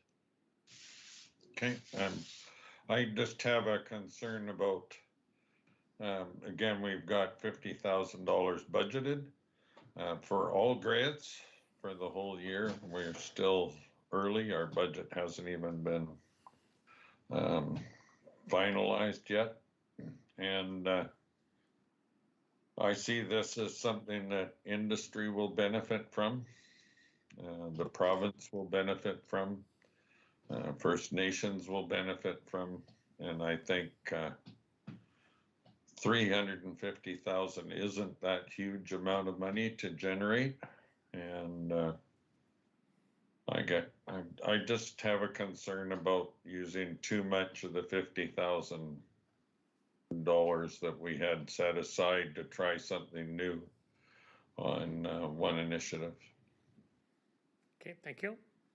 And Director Abram? Yeah, thank you. In the motion that was put up on the board, it says grant and aid. Director Kerr's motion actually says for a one-time grant of 40,000, and I think that's the more correct term, because that is a grant that is coming out of general administration. It's not coming out of a grant and aid function. So could we just eliminate those two words, grant or in aid, just eliminate those, and then Oh, now it says one-time grant. It's been corrected already. Thank you. Where, Um, all right. Last it said in aid. I also agree with Director Cornfield that, you know, I thought about the 40 also. Hey, that's approaching the top end of the pot, but at the same time, we don't have any other requests at this time, and we can deal with the others if they come forward at another time. This Correct. one is before us now, so I can support it. Thank you. I have Director Moglove, Evans, and Anderson. Director Moglove. Yeah, thank you. I have similar to concerns to what Dr. Cornfield raised, and I think it's a little bit, I'm not sure what the word is. I don't want to say use the word dangerous. I think I'm not comfortable with just sort of saying, well, we're going to spend 80% of what we've budgeted, and if we go over budget, well, we'll just take it from somewhere else. I just don't think that that is financially prudent. The other issue I have with this, and I do support the program, but when the presentation was made, the team, they were not asking for a grant of $350,000 from the SRD. That was their fundraising goal. And they made it very clear that the fundraising would be amongst industry, amongst various sources. So now we have no, and that was back in November, I believe it was. We have no information as to how much they have been able to raise so far. We don't know if they've raised currently 100,000, 50,000, 200,000. We have no information. So I think that this is actually premature. And again, I don't want to in any way, shape, or form say I don't support this program, but I don't think that it is prudent to be spending taxpayers' money without having all the information that I think we should have. So at this point in time, I can't support the motion. Thank you. Okay, thank you. And Director Evans. Yes, thank you. Similar concerns to fellow directors. When any funding is given for not-for-profits, usually a financial disclosure statement is requested, or certainly additional information. Not knowing how successful they have been with their fundraising goal to date, unless the director has that information. But yeah, I'm just really uncomfortable in approving something without that justification. And although we heard the $350,000, I think both presentations that we've received certainly look to approaching multiple levels of government. And so as much as I think this regional grant has been established for a great reason, I'm not comfortable looking at a $40,000 allocation right now. I do want to speak, however, to the director's motion around advocacy. That was one of the options that was included in the report, and I think that that's a really an excellent opportunity for the regional district to be supportive of this initiative for all the reasons that we have stated in the past. So certainly would support advocacy as being an option. Thank you. Okay, thank you. And you got Director Anderson, Baker, and Adams. So Director Anderson, go ahead. Thank you. I think Claire spoke to what I was going to say more eloquently than I could have. I would think at this point, I think I would have supported this last year, knowing that it was just coming out of sort of a one-time who knows with a little bit more financial information from them and a bit of an update. But I don't think it's responsible now that we have set aside funds to have somebody jump the queue this much before we have actually indeed developed the policies outlined. So I would like to suggest, and I'm not moving, so I don't want to cut off debate, but I would like to suggest that we refer this matter back to the team aeromedical and request a fulsome funding application with an associated budget, and then we can see where they're at and put that into consider that when we have developed our procedures around this new fund that we have just barely created. Thank you. Okay, so that's a subsequent down the road if you wish. Director Baker. Through the chair to the staff, do we know how much money was spent last year or donated for grants or giveaways? Total budget? I don't. If Mike is on, he may scramble and find something for us shortly, but off the top of my head, I can't think. But again, we didn't budget anything. We would rob it from other things within the general government. I understand that. If we could get a number or on what was actually donated last year in comparison to what our fund sits at now, I think that'll give a better indication on which direction to go for myself. Thank you. Okay, so we'll see if Mike's on and we'll give him a minute or two to come back to us and we'll carry on. Director Adams. Thank you. I'll make a referral that this be forwarded to staff to investigate some of the questions that have been brought up by the board. Okay, Second. So, okay, we already have a motion on the floor. This is a referral. You can have a referral. Was it a referral motion? Sorry. Yes. Sorry, Director Adams, I didn't hear the refer part. I seconded it. Okay. I can speak to just a referral. Yep, go ahead. I certainly appreciate the intent of the motion from Director Kerr. However, there's some good questions being asked by directors. I think this allows staff to the latitude and flexibility to get some of those answers and bring it back and have a more wholesome discussion. Thank you. Okay, thank you. So on the referred motion, I'll call question. Oh, Chair. I got my hand up. Me too. Okay, go ahead, I've Director. been up longer than you. Which director? Director Cornfield, go ahead. Thank you, Chair. And if we could, in the referral motion, I noticed in the report that it included things like swift water and marine rescue kits, auto extraction, long line kits, etc. Would it be possible in that referral motion that staff would look at or contact search and rescue and other organizations that conduct these functions? So I'm not clear on how this group functions with already established groups such as the search and rescue for the North Island. Coast Guard. Yeah. I think based on all the conversation, we'll kind of play back the tape and then bring these questions forward to Team Aeromedical. So I guess the short answer is yes. Okay, thank you. Okay, Director Abram? Yeah, I was just going to say that I think that if the motion had just to take care of the financial concerns, if the motion had included a little phrase that said, provided they have not exceeded their goal of $350,000, then We're on, Yeah. this is not, this is not, we're on to referral. Yeah, we're back. We're on a referred motion. Any other discussion? I see Director Question. Anderson's, Abram, and Adams' hand up. Do we want to speak or are we done? Sorry, Don. Okay, thank you. I'll call question on the referred motion then. Is anyone opposed? Seeing none, carried. Opposed? yeah, Abram opposed. Abram's opposed and Kerr's opposed, okay.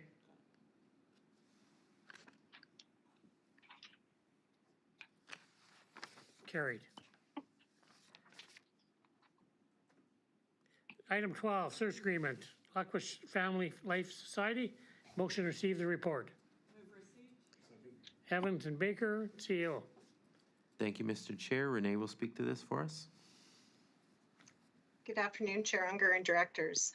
The report before you today is to consider additional funding to two programs that provide immediate daily services to individuals and families experiencing homelessness.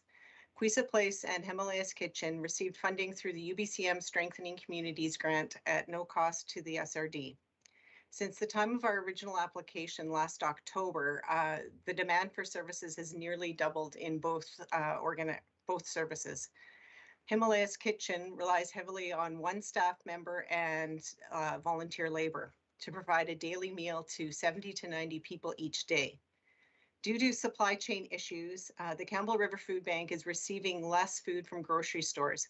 This dramatically has impacted the kitchen as they rely heavily on donations from the food bank, averaging about 1,500 pounds of food each month. The kitchen is in need of purchasing more food, such as protein, dairy, bakery, and produce that they would normally get from the food bank. Quisa Place numbers are also increasing. With no winter shelter, Quisa Place expanded their hours of operating. At the time of the grant application, they were averaging 17 and a half hours per week, and they now provide 70 hours per week of service to 100 clients each day. At Quisa Place, they help individuals and families connect to social and health services. They provide showers, washers, dryers, coffee and snacks, and a place to warm up in the early evening. They now operate 7 days a week and 5 evenings. As I mentioned, demand for services at both locations have increased since our funding application, and the Lac-Quitac Family Life Society is the host for both of those programs, along with 2 others that were approved within the grant.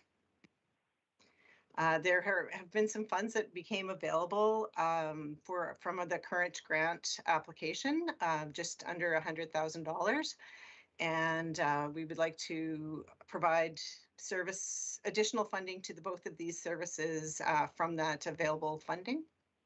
The original contract was approved at the board level, and therefore the amendment to their contract is before you today. I'd be happy to answer any questions. Any questions, Director Moglove? Yeah, thank you very much for the report. I just wanted to confirm, and I can't seem to pull up the report, but I think it was in there, that this is not Strathcona Regional District funds. It's the funds from the grant. So there's no financial ask of the SRD. It is endorsing and or approving the allocation of a grant funding. That's how I think that's what I read. Yes, you're correct. There's no additional funding from the SRD. It's funds that we've received through the UBCM Strengthening Communities Grant. Thank you. Thank you. And Director Adams.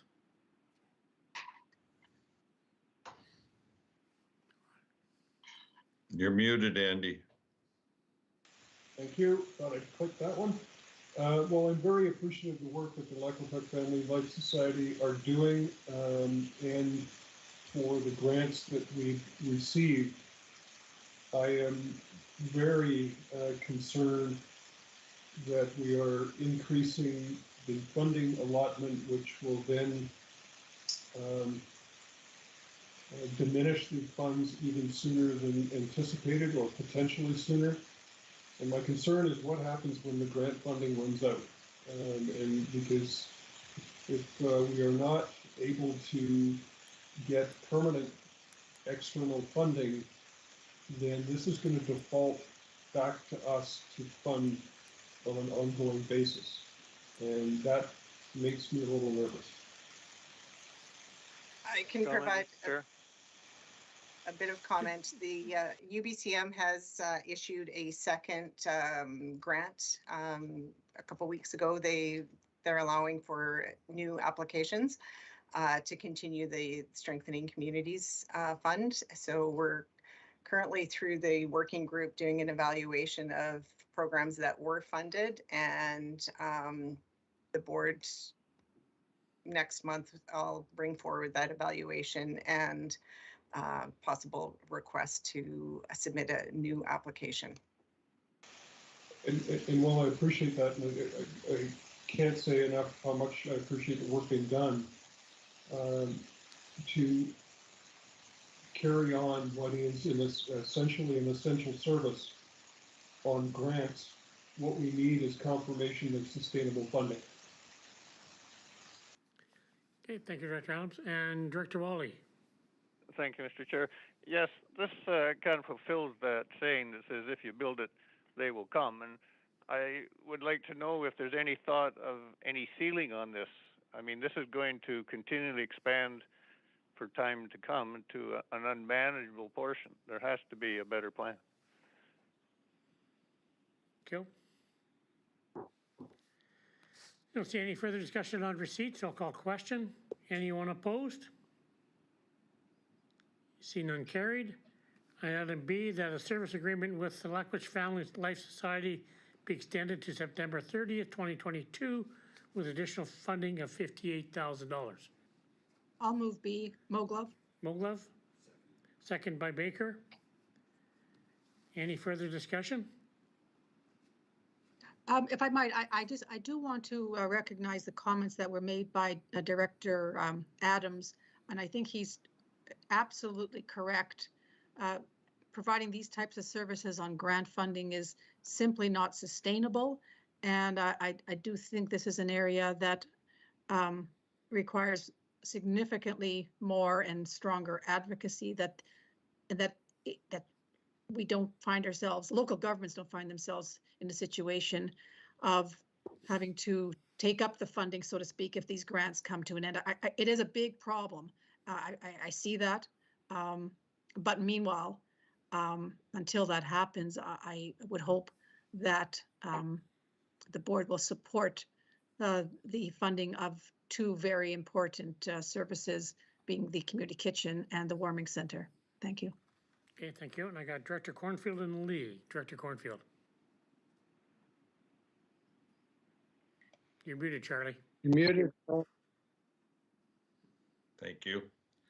I agree with Director Adams. And, you know, when we talked and referred the previous item through because we didn't have sufficient information, do we know how much money Food Bank has raised this year, or Crease Place, or Hamas? Yeah, I don't see this as ending, and this was there was 100,000 remaining due to a program that wasn't delivered as originally planned. So did that program proceed in a different way that didn't need enough money? I have some concerns, and yeah, what happened to the program that the 100,000 was supposed to cover? And should that come online, then we don't have enough money. And so I don't like to rob Peter to pay Paul when we don't know that there's another grant even going to be approved. So yeah, I'm having difficulty with this one. Okay, thank you. And Director Lee. Thank you. My difficulty with this one is that we are not a social service agency. That's the responsibility of the province to look after people that are in need. It's not up to city councils and regional districts to be a welfare agency. I find that the location of these services is a problem for the downtown core. Every time I go down to the library, I have to negotiate past people who are, you know, being loaded into ambulances, and it's horrific. And we need to have the province step up and help out, and First Nations. I mean, we need to have the First Nations community, Lakwitak, like, come up with some federal money to help with the people that are down there, because we should not have to take money from our property taxes. It's not, Director Lee. Director Lee, this is provincial money we're using. It's not. I know it is. Not taxpayers' money. Yes, thank you, Chair. I know that, but what other directors have said is that money the grant money will be used up, and then who's going to take up the slack? And it shouldn't be local government. That's what I'm saying. We haven't decided that. I'm just saying, I don't think it should be local government. Okay, Director Evans. Thank you. And just a question through to staff chair.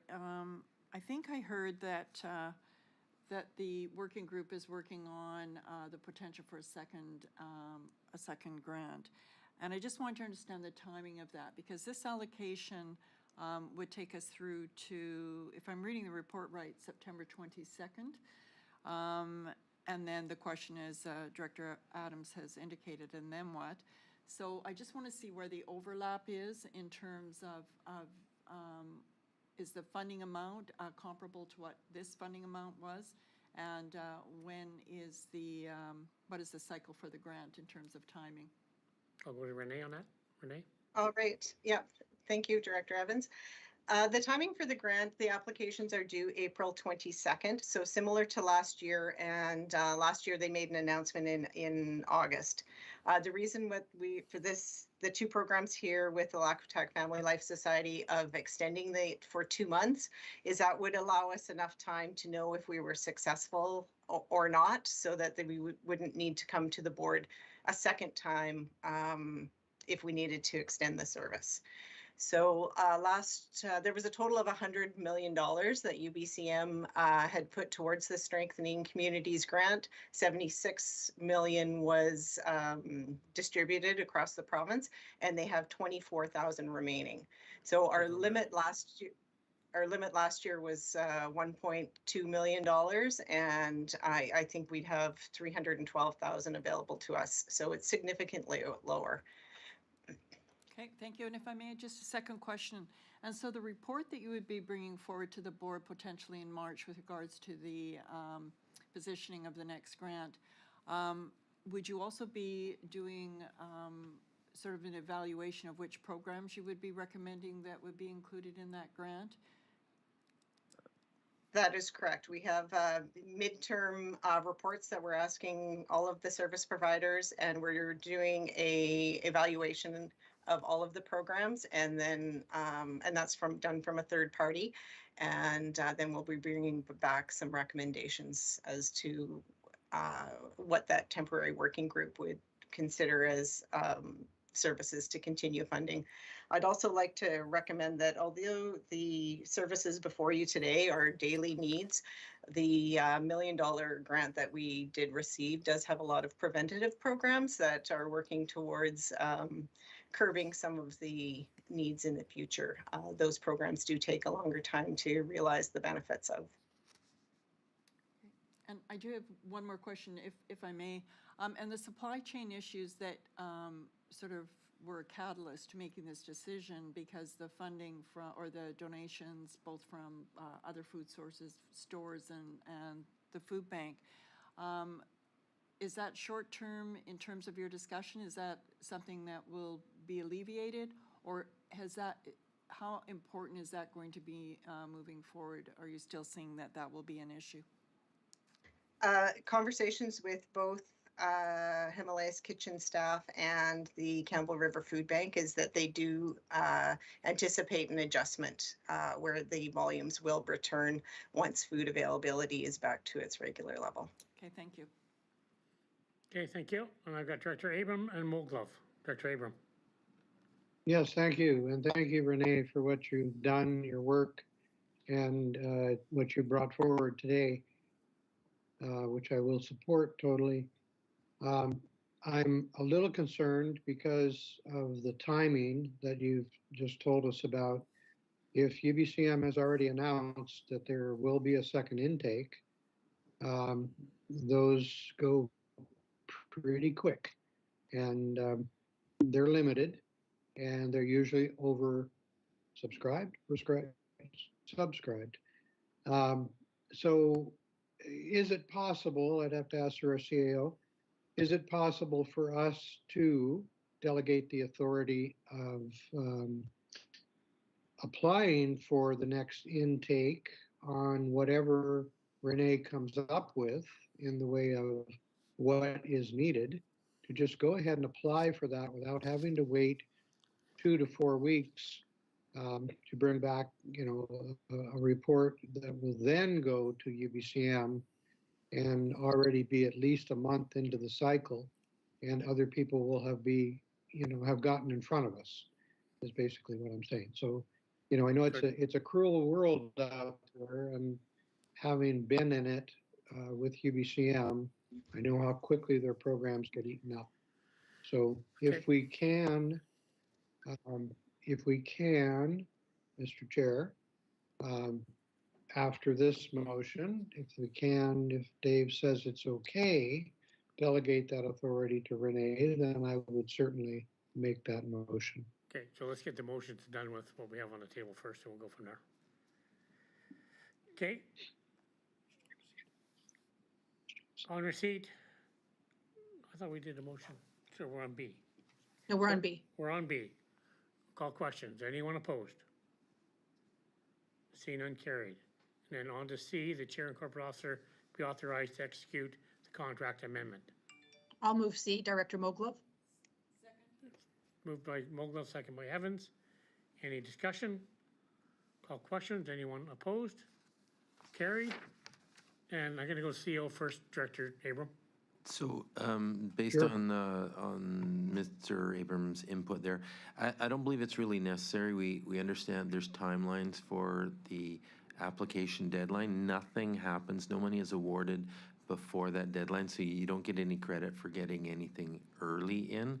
So I believe Renee's got a heads up on the deadline, the board resolution, and support necessary. So I don't think there'd be any advantage in right now creating a resolution that allowed us to move forward. I don't believe she's certain at this point what the group is going to apply for yet anyways. But we're not going to be inhibited by the deadline. We have plenty of line of sight on that. Okay, thank you. Okay, thank you. On to 13, wastewater nutrient monitoring project, Cortez Island. Motion to receive the report. So moved. Anderson, second. Wally. Wally and CO. Nothing to add, Mr. Chair? If I Okay. might. Director Anderson. Thank you. I will be offering a different B that's simply a referral. In speaking further with the applicant, we generally do a community grant and aid sort of adjudication process that then brings recommendations forward to the board for consideration. And it seemed like because there wasn't a grant deadline, it would be more advisable to, instead of jumping the gun, put this, as part of the regular annual grant and aid allocation consideration. So with the board's support, I would put that forward instead as a B. Thank you. Thank you, Director Anderson. Anything further on receipt? Call questions. Anyone opposed?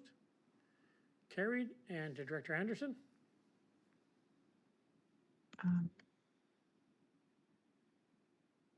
You're muted, Nova. Trying to do a couple things here at once. Just trying to cut and paste this into the chat for Betty. I would move that this matter be referred to the 2022 Cortez Island Grant and Aid recommendation process. Second. Second by Director Lee. And the applicant is aware of that, and I will make sure that referral happens if this is supported. So I don't need anything of staff there. Okay, thank you. Pretty plain and simple by the sounds of it. Thank you. Any discussion? See none, I'll call question then. Anyone opposed? See none, carried. Item 14, request for final assistance, electoral area C. Motion to receive the report. So moved. Director Abram. Second. Second. Director Wally. CO. Nothing to add, Mr. Chair? Go on receipt then. Call questions. Anyone opposed? See none, carried. Item B, the board approved grants in aid to be paid by Move area B. C. B1 and 2, Abram. Abram, second. Second. Wally. Any discussion? See none, I'll call questions. Anyone opposed? Carried. Item 15, request for economic development funding, area C. Motion to receive the report. Baker. Receipt. Wally, second. Yes. And CO, anything to add? Nothing to add, Mr. Chair? Any discussion? Director Cornfield on receipt? Yep. Okay. I'm just wondering, I've noticed in the last one, it was to do with insurance costs, and this one's insurance costs, and insurance seems to be quite the issue. Would this be director's liability, or is this insuring buildings or property? Go to staff? Or Director Abram? Are we talking about mine or Area D? Area C. Area C. Item 15. The insurance costs, as I understand it, is the additional insurance that groups have to carry beyond what is covered by the regional district. I'll go CO. Mr. Chair, staff don't really have too much information. These are grant and aid requests or economic development that come to the area director and to staff. So Stewart Island Community Association, we have no affiliation with them, so we don't pay any insurance costs that I know of. So I don't know what Director Abram is referring to.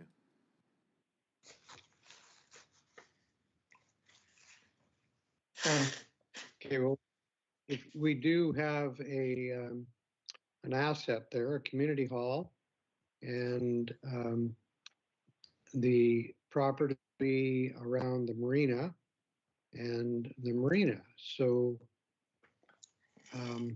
somebody's paying that insurance. I'm not sure who, but if the SRD is not paying it, then I guess that's what the Surge Narrows, or sorry, what are you talking about? Stewart Island?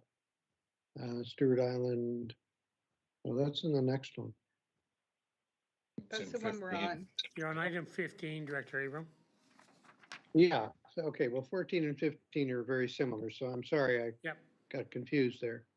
Yeah, B1, 4,000, Stewart Island, insurance cost. We do have assets there. There is additional liability to be covered to the community association. And it's being done as an economic development service budget because of the fact that they do a lot of fundraising for various things. Charlie, you would know of one of them, and that's the salmon enhancement programs that happen up in the Phillips River, Phillips Lake area. And there's another one too, I can't remember. Gillard Pass, I think it is, it's called.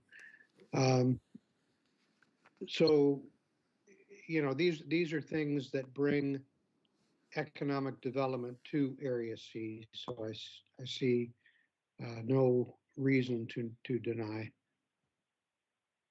Okay, thank you. Any further question? Director Cornfield? No? Nope. Okay.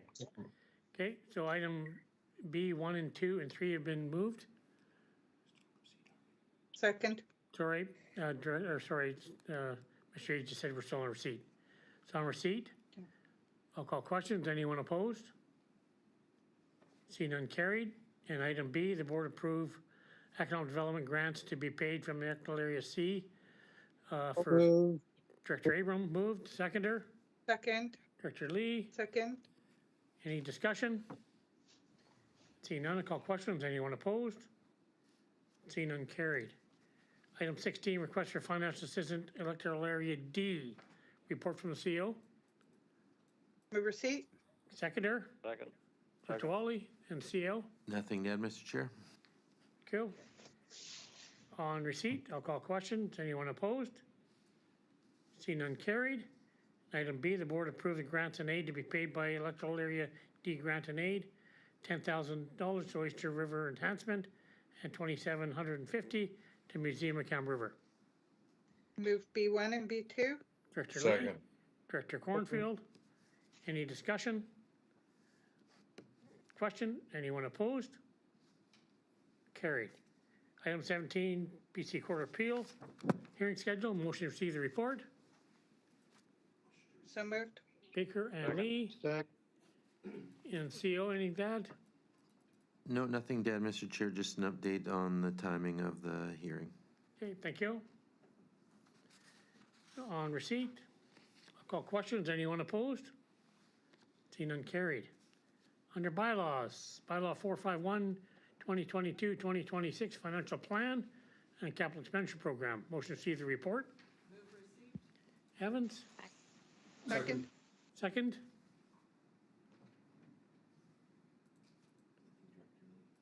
Director Lee? Director Lee seconded, thank you, and I'll go CEO. Thank you, Mr. Chair. As per the board's direction, you have first and second reading of the financial plan bylaw before you. Normally, we would have done first, second, and third readings.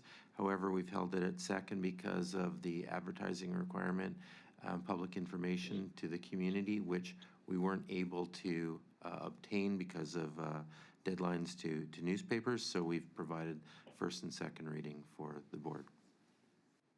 Thank you. On receipt, I'll call question. Anyone opposed? Seeing none carried. Item B, the bylaw 451 be adopted. Second. Move first. Okay, Lee and Adams for B. Any questions? Director Anderson? Thank you. I will just be very brief, but I am able to support the budget this year, which I'm grateful for the VADM information that's there. But as I said last time, I am quite concerned about what seems to me to be a lack of opportunity for this board to have really substantive input once we see the numbers, once the assessment data is out, and once we have a budget in front of us, as opposed to direction we give throughout the whole year. And when I brought something forward last time, the board didn't support it. That was fine. But staff indicated that it was too late in the process, and I wasn't aware of another opportunity that would have been more appropriate. So I'd really love to see the board and the CAO and the chair work next year towards some kind of opportunity that's early enough for substantive input on the budget once we receive the budget, rather than just preliminary work in the fall. And I know in years gone by, we adopted the budget in March, and there was an extra full month to do that. And I don't mind adopting it early, but I do mind it when it comes at the expense of what I perceive to be a real opportunity for discussion. So I know I'm alone in that, but I just wanted to really have that be on the record. I'm quite uncomfortable with that process, although I'm happy generally with where we landed. I think that we really could have resourced in a much more creative way some of our climate commitments. But we didn't have an opportunity to even really discuss that at the board, and I think that was a miss. Thanks. Okay, thank you, Director Anderson. Call question on B. Anyone opposed? Carried. Item C, be given second reading. Move second. Evans and Lee. Any discussion? Call questions. Anyone opposed? Carried. Item D, the input from the public considered prior to third reading for the March 16th meeting. Move third reading. Evans and Lee. Bylaw 451. Any discussion? Seeing none, I'll call questions. Anyone opposed? Carried. Bylaw 454, 2021, 2025 financial plan revision. Motion to see the report. Move receipt. Adams and Fowler. CO. Thank you, Mr. Chair. This is purely housekeeping. We have some incorrect bylaw numbers in this financial plan bylaw revision, and this report is just to correct those numbers. Thank you. On receipt, I'll call questions. Anyone opposed? See none carried. Item B. Move first reading. Second. Second. Lee and Adams, thank you. Any discussion? Call questions. Anyone opposed? Carried. Item C. Be given Move second and third reading. Director Lee. Second and third. Second by Evans. Any discussion? Carried. And item D, 454 being 2021-2025 financial plan, capital expenditure bylaw amendment, be reconsidered and finally passed and adopted. Move adoption. Lee and Evans. Any discussion? Call questions. Anyone opposed? Carried. Bylaw 456, Director Compensation Amendments. Motion to receive the report. Evans. Baker. And Seal. Thank you, Mr. Chair. Just a reminder to the board, these are just amendments to the compensation bylaw that when we provide training opportunities that we do not need to conduct committee of the whole meetings any longer, members can be compensated without the need of holding a formal meeting. Go. Call question on receipt. Anyone opposed? Carried. Item B, bylaw 456 being a bylaw to amend the compensation bylaw be read for the first time. Move first reading. Director Lee, seconder. Second. Director Abram. Any discussion? Call questions. Anyone opposed? Carried. Item C, 456 be given second and third readings. Move second and third. Lee. Second, Fowler. Fowler second, thank you. Any discussion? Director Cornfield? Is there any requirement to hold a public hearing? No. Okay, thank you. Okay. Don't see any further. I'll call question. Anyone opposed? Carried. And item D, that Move adoption. Lee, Move adoption. seconder, Second, Fowler. Fowler. Any discussion? See none, I'll call questions. Anyone opposed? Carried. Correspondence, we only have, Move receipt. we have one, but there's many. I receipt of all. Move receipt A through T. Okay. Abram. Lee and Abram and Lee. Item 4, Mr. Chair, I'd like to pull. Okay. And number 2, is that on closed? Okay, okay, so 1, 2, and 3. Call question, anyone opposed? Sorry, you're saying 1, 2, 3. We're talking about Correspondence. the correspondence letters A, B, C, D. Oh, items So 1, what is it? 2, items 1, 2, and 3. I'm confused. Okay, let's go back. We're on item 1. Includes all the letters. It's pretty simple. I understand on all what you're of- saying. Please hold it for a sec. So everybody hears, we're now on item 1, Oyster Bay Rural Resident Community Correspondence. Motion to receive the letters. Move receipt. All Evans? move receipt of the letters. That was the motion, Director Abram. Moved by Evans, second by Baker. Any discussion? Call questions. Anyone opposed? Carried. Item 2, Internet Speed Study Survey Results. Motion to receive. Move to receive. Baker and Fowler, I believe. Any discussion? See none. I'll Can call- we see it on the screen? Correspondence, you want on the screen? Well, if whatever we're voting on should be on the screen, so Right there. it's number 2, right? Number 2, that's correct. you. Yeah. Thank you. Okay. Any discussion? Call questions. Anyone opposed? Oh, Director Evans. Yes, thank you. I was just reading the study, and it seems to have some discrepancies in it. I'm just wondering if staff, discrepancies in terms of the, what was represented in the report, it's referencing some discrepancies. I'm just wondering if staff will be giving an overview of this particular study. Yes, we'll be discussing that Thank you. shortly in the closed. Thank you. Thank you. Don't see other discussion? Call question. Anyone opposed? Carried. Item 3, request for financial assistance from the Canberra River Minor Hockey Association. Motion received. Second. Evans and Lee. Any discussion? I'll have a subsequent. Thank you. On receipt, any, I'll call, sorry. Oh, I thought I was having a sneeze going there, sorry. On receipt, I'll call questions. Anyone opposed? See none, carried. And Director Adams. Thank you. I'll have a subsequent that the request from Canberra River Minor Hockey be approved with staff to identify the funding source. Second. Second. Moved by Evans, or sorry, moved by Adams, second by Evans, and staff. Could you repeat that, Mr. Chair? I didn't catch that. That the SRD support financial sponsorship to the Canberra Minor Hockey Association to offset the ice rental costs for the 2022 Under-18 Tier 2 Provincial Hockey Championship at Strathcona Gardens from March 19th to March 23rd, 2022. Thank you.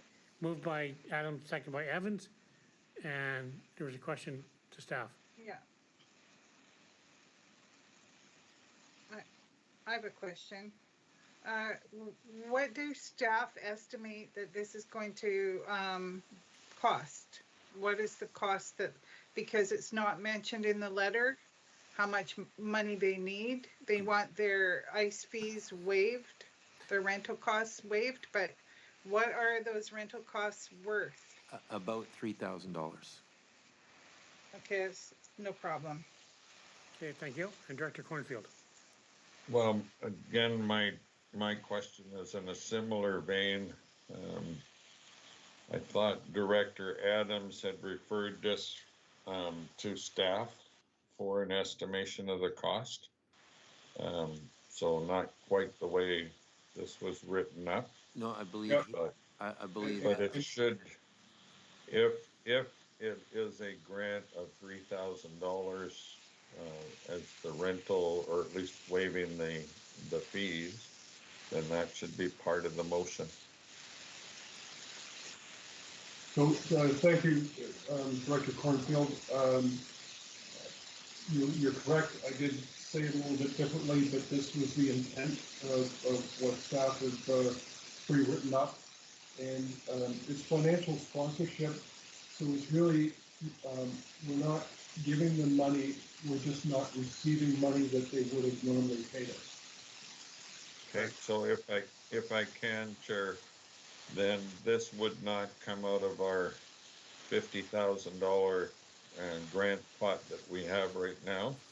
Correct. This would just be a reduction in revenues to Strathcona Gardens. In essence, yes.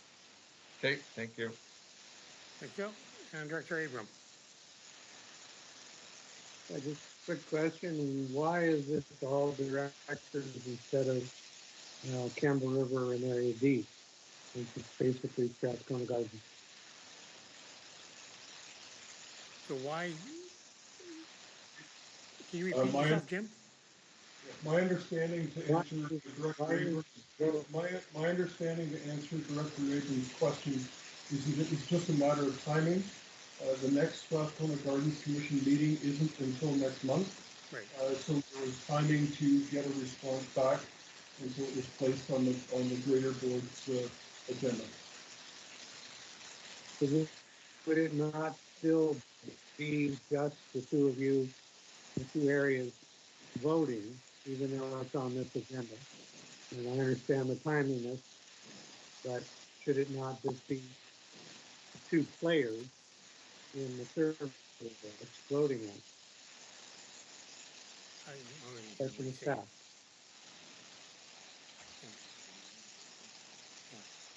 I'm having a hard time hearing. Yeah. It's kind of a waterfall. Yeah. Okay.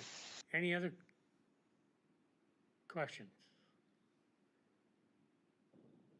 See, no. Did I get it answered? Repeat your question, Jim, please.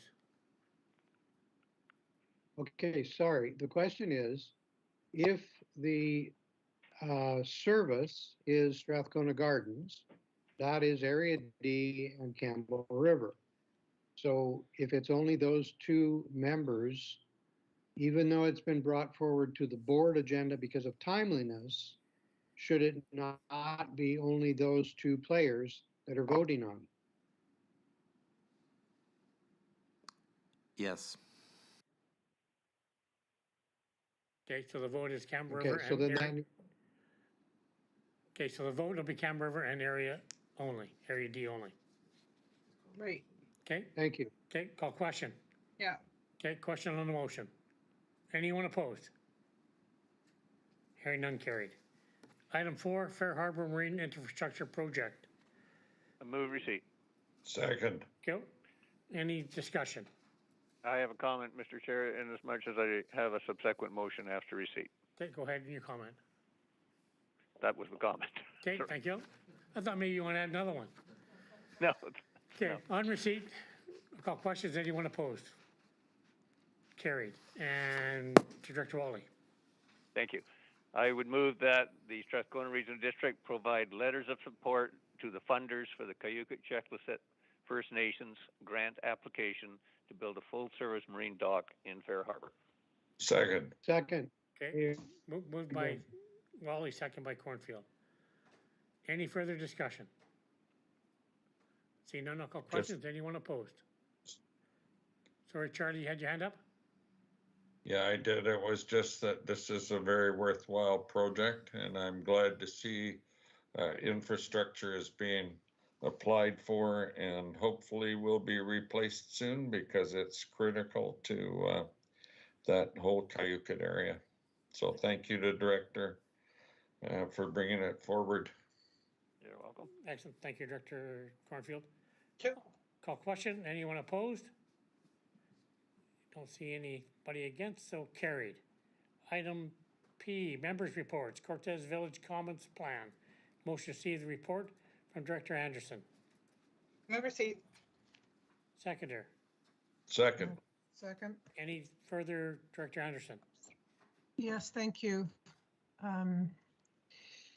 Yeah, I was surprised to actually see this as a director's report. It was indeed a correspondence intended to the board, but because it was directed to titled representatives of the board as opposed to a representative of the regional district as opposed to board of the regional district, it was unclear to me whether it would be placed on the agenda for receipt. It's not really a report from me, but nonetheless, I'm certainly very much aware of it.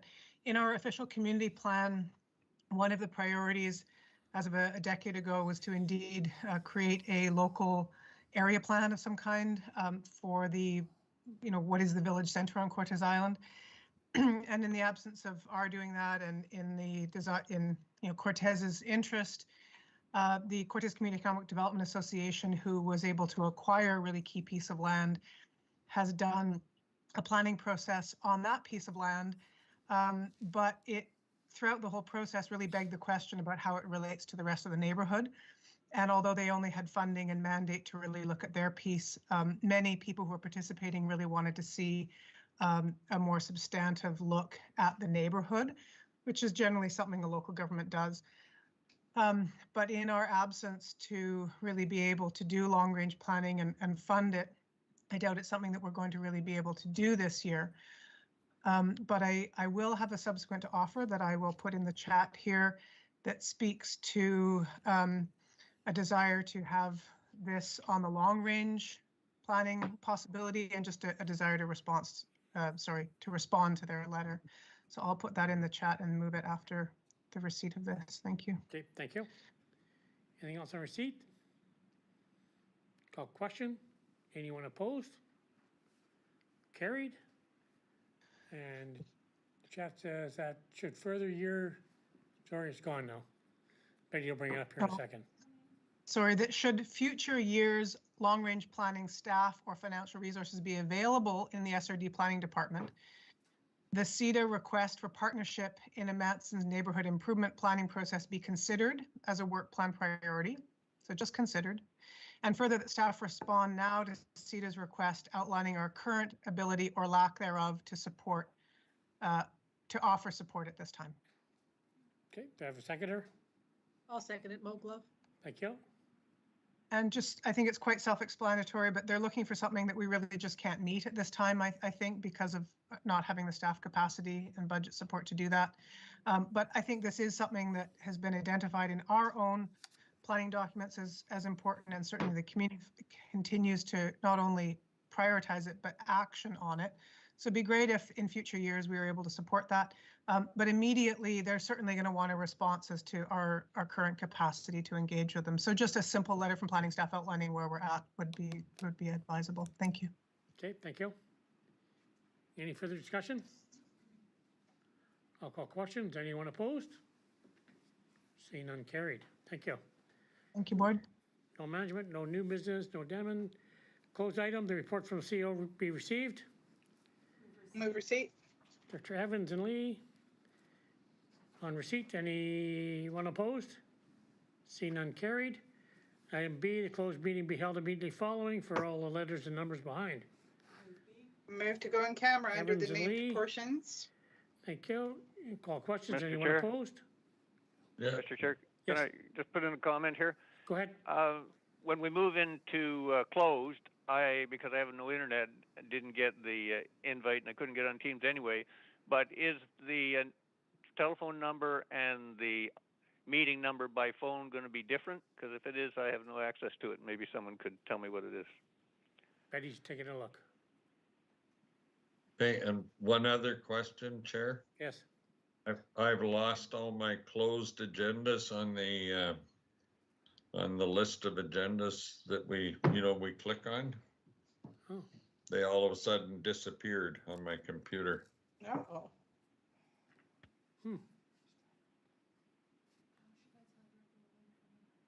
Okay, so Director Wally, you want the phone number? Yes, please. No, they're back. And I hang up and phone in again, I guess, right? Yeah. Okay. Okay. Okay, so we're going to give you the phone number, Gerald. Got a pencil. It is 844-636. A little louder. 636 6317. 6317. The conference ID is 491. I can't hear that. The conference ID is 491. 491.